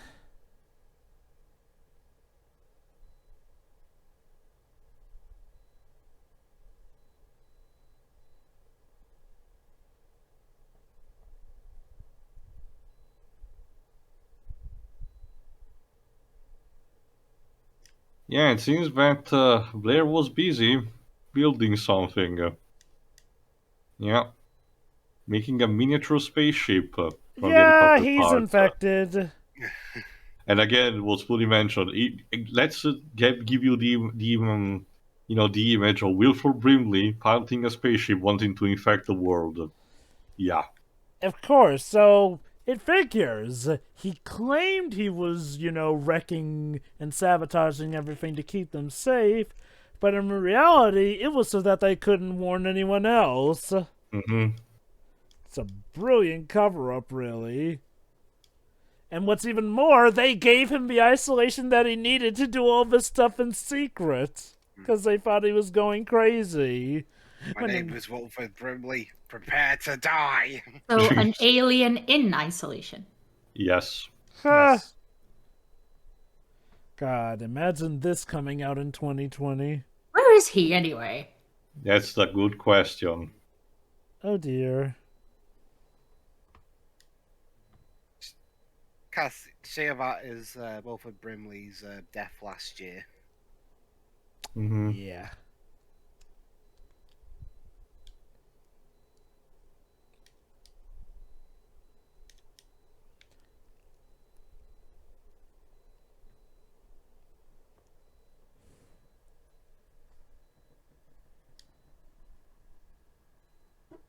Power's out again.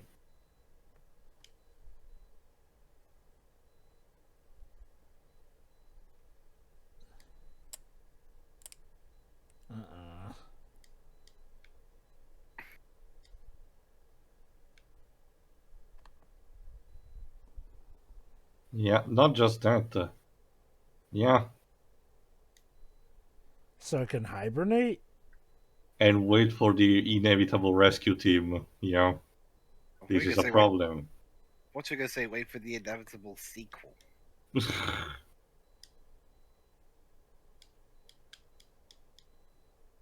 So, sacrifice ourselves? Closer. We need to make sure to destroy the entire building. Just like the Norwegian team. Yeah. Only this time, will we be able to survive and have some of us live? Who knows? Oh yeah, this apparently originally this film was banned in Finland. Why?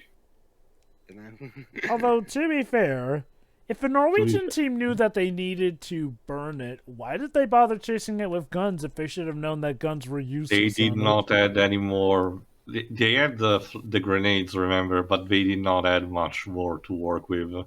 True, I get that, but why was he still shooting at it with a gun if they should have known that bullets were useless?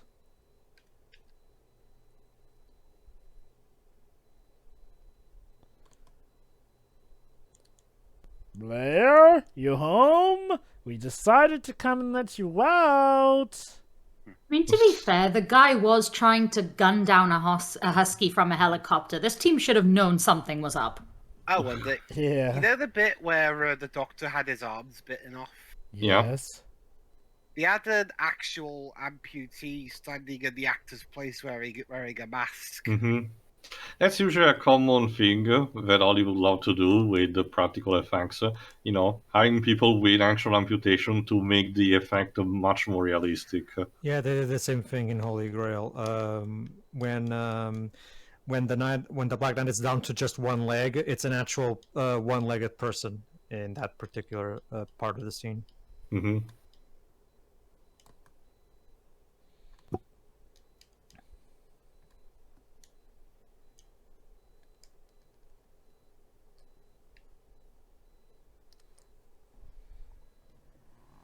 Donald Pleasance was originally going to play Blair. Interesting. I mean, he'd worked with Carpenter before on the first Halloween.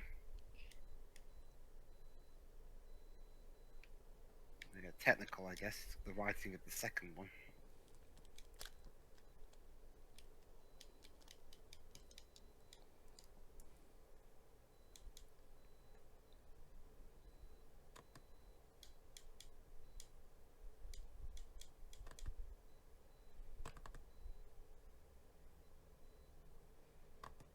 Okay. Less than 20 minutes left. If you're gonna make a move, Blair, best do it quick. Maybe he's gonna create the Blair Witch Project. No. The Blair Witch crossed over with the Thing. Think we can make it work to you? No.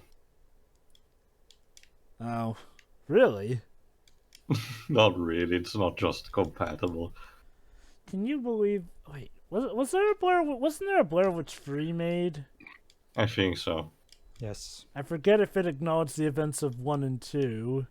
I don't remember. I think 2 barely was like a footnote. Oh god, 2 was terrible.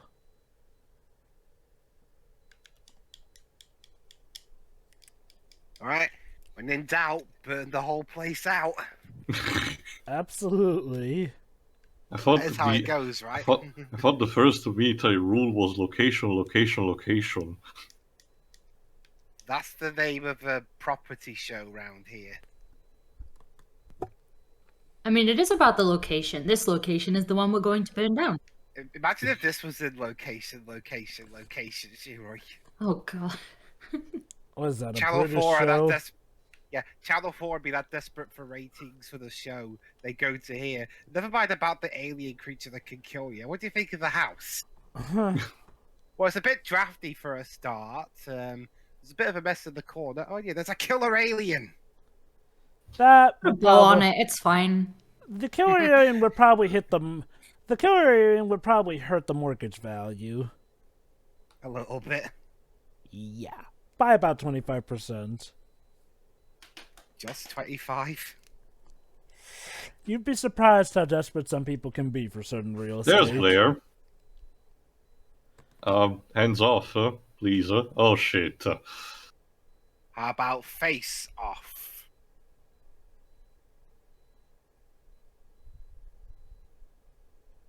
Oh, that's very rude. I love how he checks to make sure no one's Mhm. going to... God, let's rip my face off! Too late. Ugh.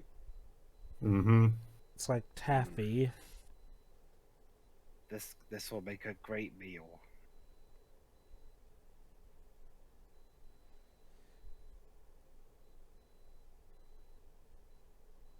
And of course... Don't wander off alone. Come on, you were doing so good. Party. Jesus Christ. You guys were doing so good up to this point. And meanwhile, Childs is off somewhere else. McCready, you didn't pay attention. Wah, wah. So it's just To the another cycle moral, team. another moral of the yeah seriously, another moral of the story. Pay attention. Seriously, guys, you seriously ventured off?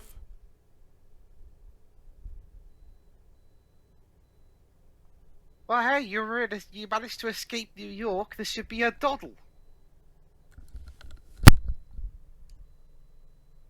No reply to that? Okay. I assume you did a good job then.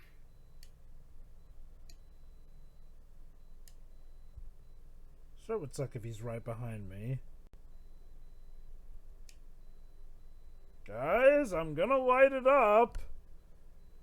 Well, if you're still... Whoop. Oh, god damn it. Bugs Bunny took another weird turn to And now we're in Albuquerque. Little Nightmares. So basically, Universal bought the rights to Bugs Bunny just for this one bit. Worth it. Oh, what? Ow!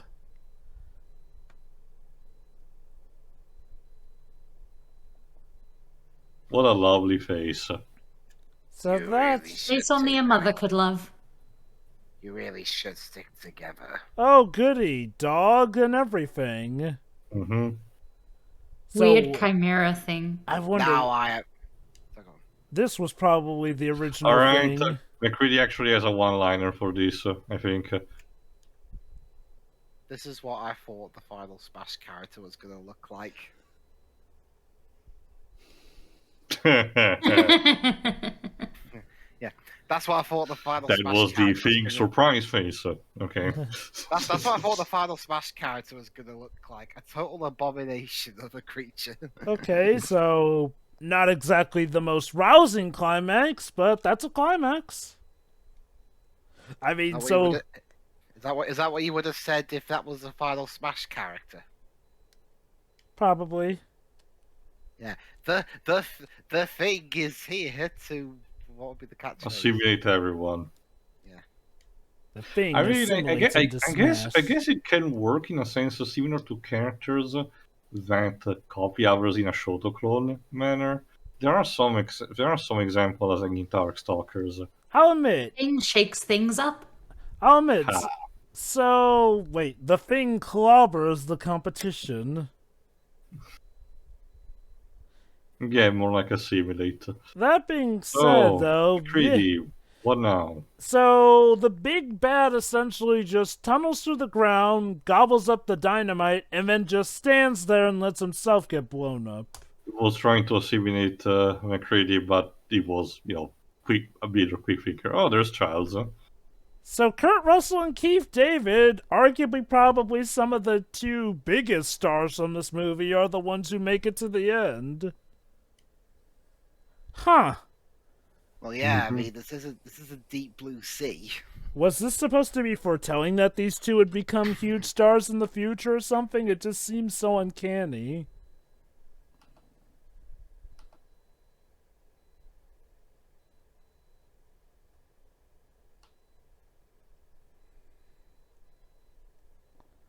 Well, at least we have a nice warm fire to keep us warm until the rescue team comes. But what if the rescue team has been overtaken by the thing?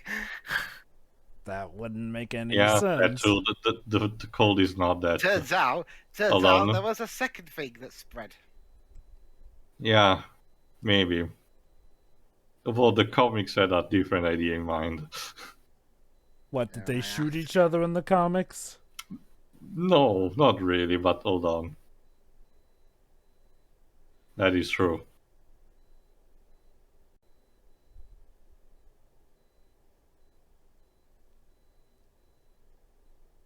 Have an orgy? That'd be an ending.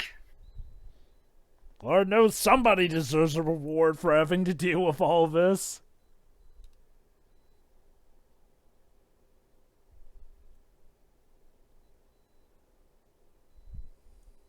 There. Have some whiskey. And have your whiskey drinking music.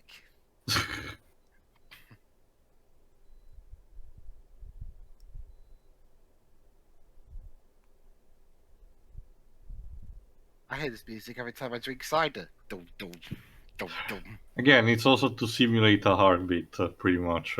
So, that's it? How will McCready and Charles get out of this one? Well, that's up to you to interpret. Maybe one of them got really careless. Maybe they shouldn't, like Kurt Russell said. The original ending that was conceptualized by the screenwriter was actually more bleak. It was suggested that both of them died, but the thing did manage to get away. And it was Carpenter, but it was like, that's too dark. Let me change it into something better. You know. And I argue it's for the better, to be honest. The original story was outright a happy ending because the way the thing assimilated others was less gruesome and less horrific. So that meant that the human could just beat the shit out of the infected, not even kidding. And it basically ends with the thing was trying to build not a spacecraft, but an anti-gravitational belt. And when the humans managed to kill the thing and survive, they even learn about the technology about the anti-gravitational belt. So it was like that was the reward, which I was mentioning about, you know. But yeah. When you say original, are you talking about the original movie or the book? No, the original book. The original movie, the 50 movie did took inspiration from what I just said, just in a slightly different and more goofy way. You know, but that is it instead. Here it said that this ambiguity. So are Charles and McCready infected at this point? Should they leave or should they just die here as well? That's up to you to interpret. Sadly, the comic line suggested, aside from a one shot, the comic line suggested that both of them survived and had more wacky adventures where they need to defeat the thing again. Really? Again, I suggest you to just watching Car's review, but the biggest problem the comics do have is that they kinda still possess a bit of a paranoia, but they trade it off to be downright action movies. You know, the thought process being similar to what Aliens is compared to Alien, but I argue it just doesn't work. So, you know? Are the comics also sort of a sequel to this movie? Yes. Yes, most aside from specific occasions, like there is a particular three-parter called "The Thing from Another World," then "Climate of Fear," and then "Eternal Vows." That one's terrible. Boy. Then there's another type of sequel as a one-shot called "Questionable Research," and then there was one tied to what I'm about to say because you're talking about franchising aside from the video game. In 2011, they thought it was a good idea to make a prequel movie to this, talking about what the Norwegians did. It's not good. Well. It did suffer from executive mandate from the studio, but it's still not good despite even that, because they had some practical effects ready, but the studio imposed CGI over it, and as a result, it's what does that one show its base form? I think recall correctly, yes. I don't remember it entirely, but I think so, yes. But yeah, that's pretty much it for this one. So, Dweebs, if you are really Dweebs, what do you think? God damn it. Fix your mic, Dwibs. Jova, turn off the stove. Oh, sorry about that. Something felt the urge to come out of my throat, but I'm okay now. Right.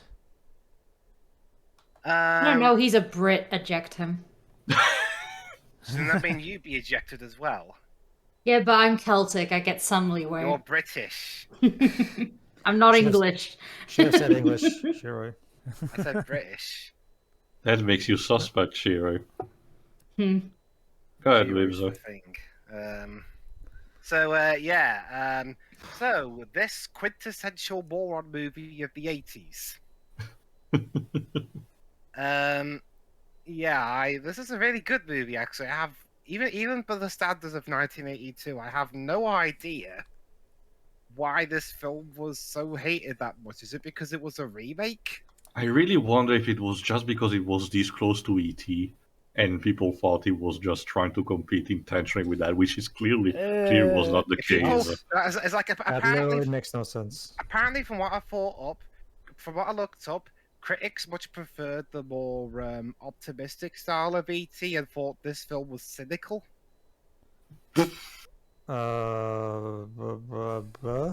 That's the weird thing. That kind of mentality could have worked in the 60s, where the general idea was to be more optimistic and light-hearted.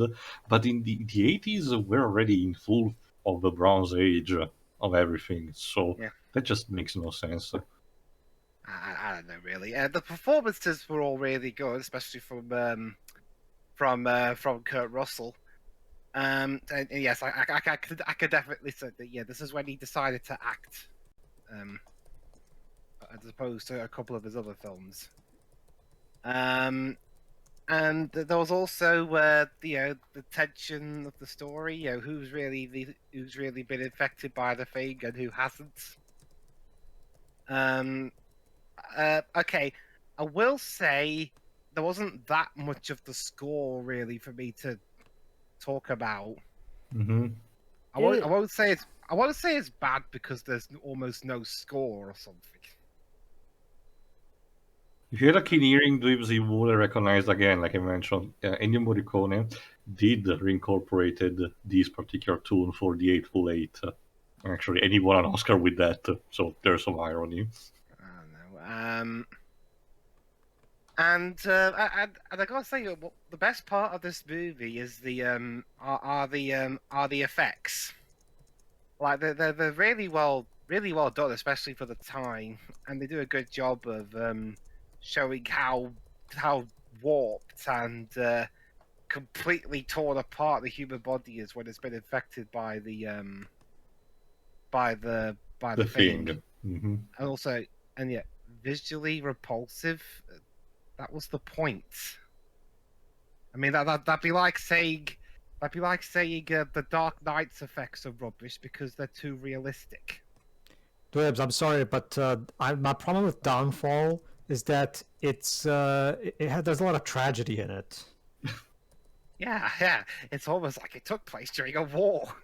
So this is essentially the inverse of when critics apparently didn't like American Tail for being too happy of an ending. Yeah. Again, I do put a lot of value in film criticism, but here's the thing: the film criticism has to make sense. Oh yeah, like critics are just like us. They can make good points. They can also make completely dumb points too. Yeah. Especially a lot of quotes that just don't really make sense. Appalling creativity. Well, what's appalling about this exactly? Appalling. I find that review appalling, to be honest with you. I'm not sure about the line I read about it. Doesn't really give a context as to whether the reviewer meant that in a positive or a negative way. So it's so I'll give him the benefit of the doubt on that one. To be fair, too phony looking to be disgusting. What film were you watching? The Asylum remake of The Thing. All right. But yeah, he was watching Mosquito instead.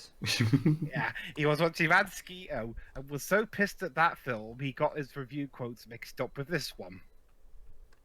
But yeah, okay, that's enough of the bashing stupid film criticism. For now, anyway. We'll probably get to another film that does that soon enough, anyway. So all in all, this was a really good movie, and it was a shame actually that the film's bad reception and poor box office kind of put a dampener on John Carpenter's career for a few years. They did, actually. He didn't even want to talk about this film for a while afterwards. He was that affected by it. Well, thank goodness well, you know what? One good thing about the internet is that you can get good resurgences thanks to it as well.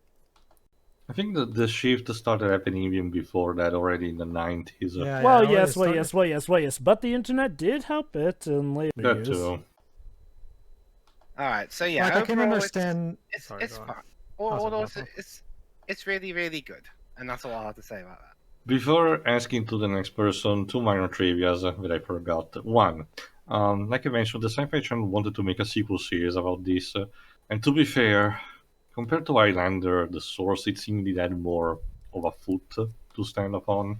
It would have been supposedly that a Soviet team would have reached the remains of Outpost 31, get some samples, and then moved on, and then the action would have reprised like 20 years later, when an accidental sample of the thing infected a small town, I think in El Paso, or a small country in the middle of a desert. So we'll have a localized outbreak and see how things will turn out on that kind of scale. It had some interesting ideas. I just don't know if the Sci-Fi Channel would have managed to actually, produce a good result, but we will never know. The other thing, I already talked about the comics, but the other thing, actually else really likes this movie? The scientific community that has bases in Antarctica. So the movie gets screened, and it's actually to the point where the movie gets screened one time per year as a celebration of it. Even if they get some things about how Antarctica works not right, they actually really love it like that. So it's cute. Shiroi. Memes aside, I actually enjoyed this.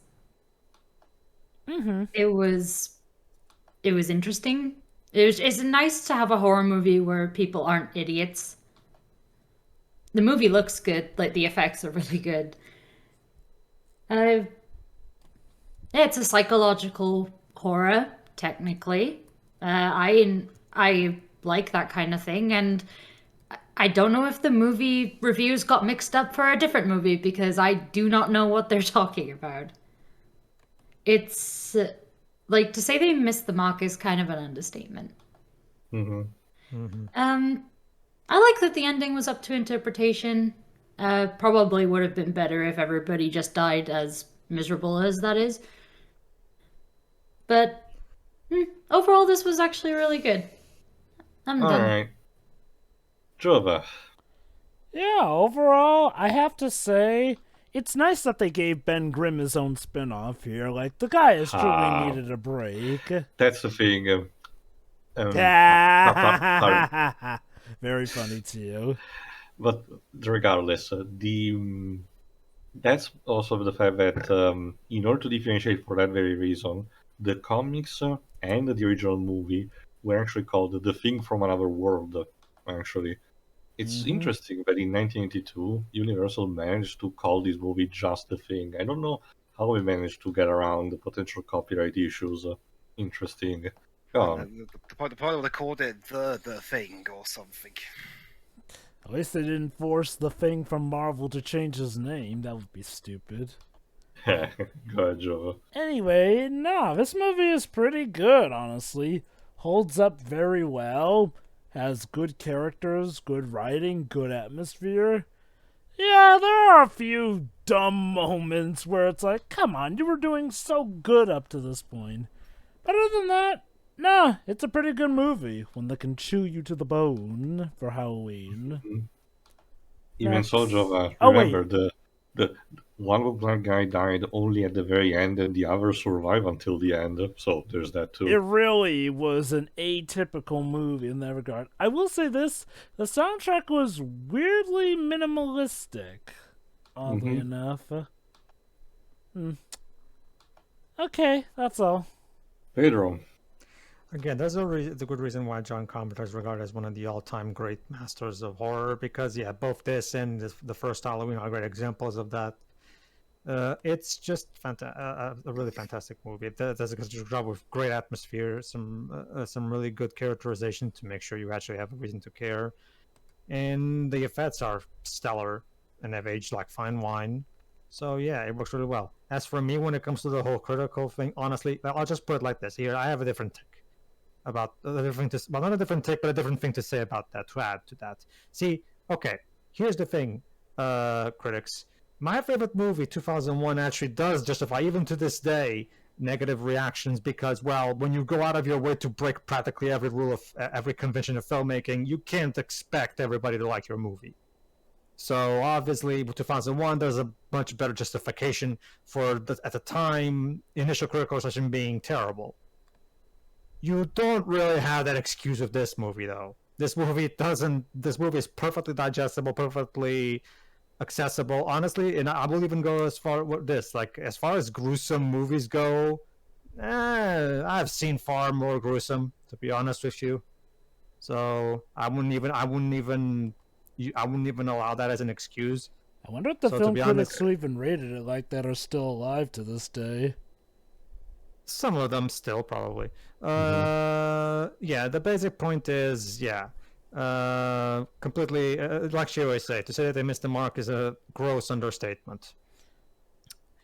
Aside from that, yeah, it's a fantastic movie. I personally prefer his first Halloween movie, but this is still great nonetheless. All right, I'll that conclude leaves you to you.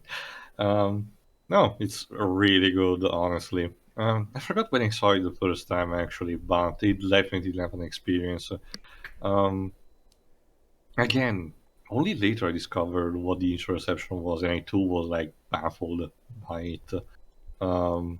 Because honestly, it showcases how this movie is managing to leave an impression for many things of the horror genre to this very day.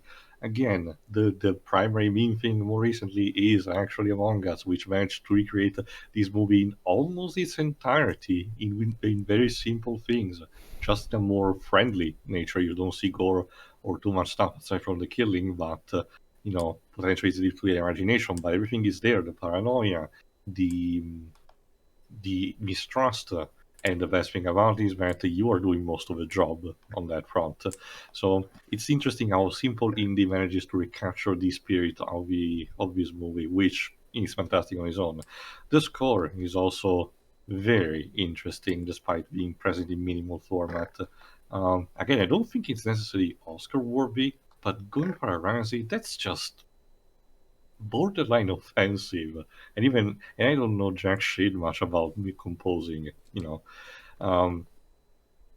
The actors are really good. It's interesting again to see Keith David when he was very young in his performance like that, and Wilford Brimley without a mustache.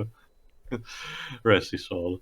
When it comes to adaptation, it does change some things from the original again, but overall, it's probably again the best adaptation this movie got. Aside from watching the reviews done with the comics, they're basically most of them are bad. It's only one or two things that are salvageable. Maybe we'll do the 50th movie at some point. Who knows? We'll see. And eventually the prequel. Yeah, eventually the prequel. That is more likely. But as for us, Shiroi, I'm sorry, I'm freezing my ass off. Do you have like something to warm us up, like a wool coat or something? Oh, sure. We have sheepskin. Black sheep. Have you any wool? Do we need to go to New Zealand for those? I guess it's not that far from Antarctica.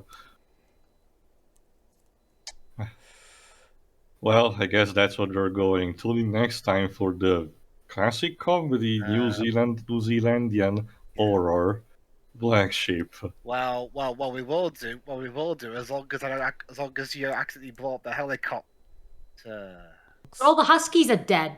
See ya. See ya. Yeah.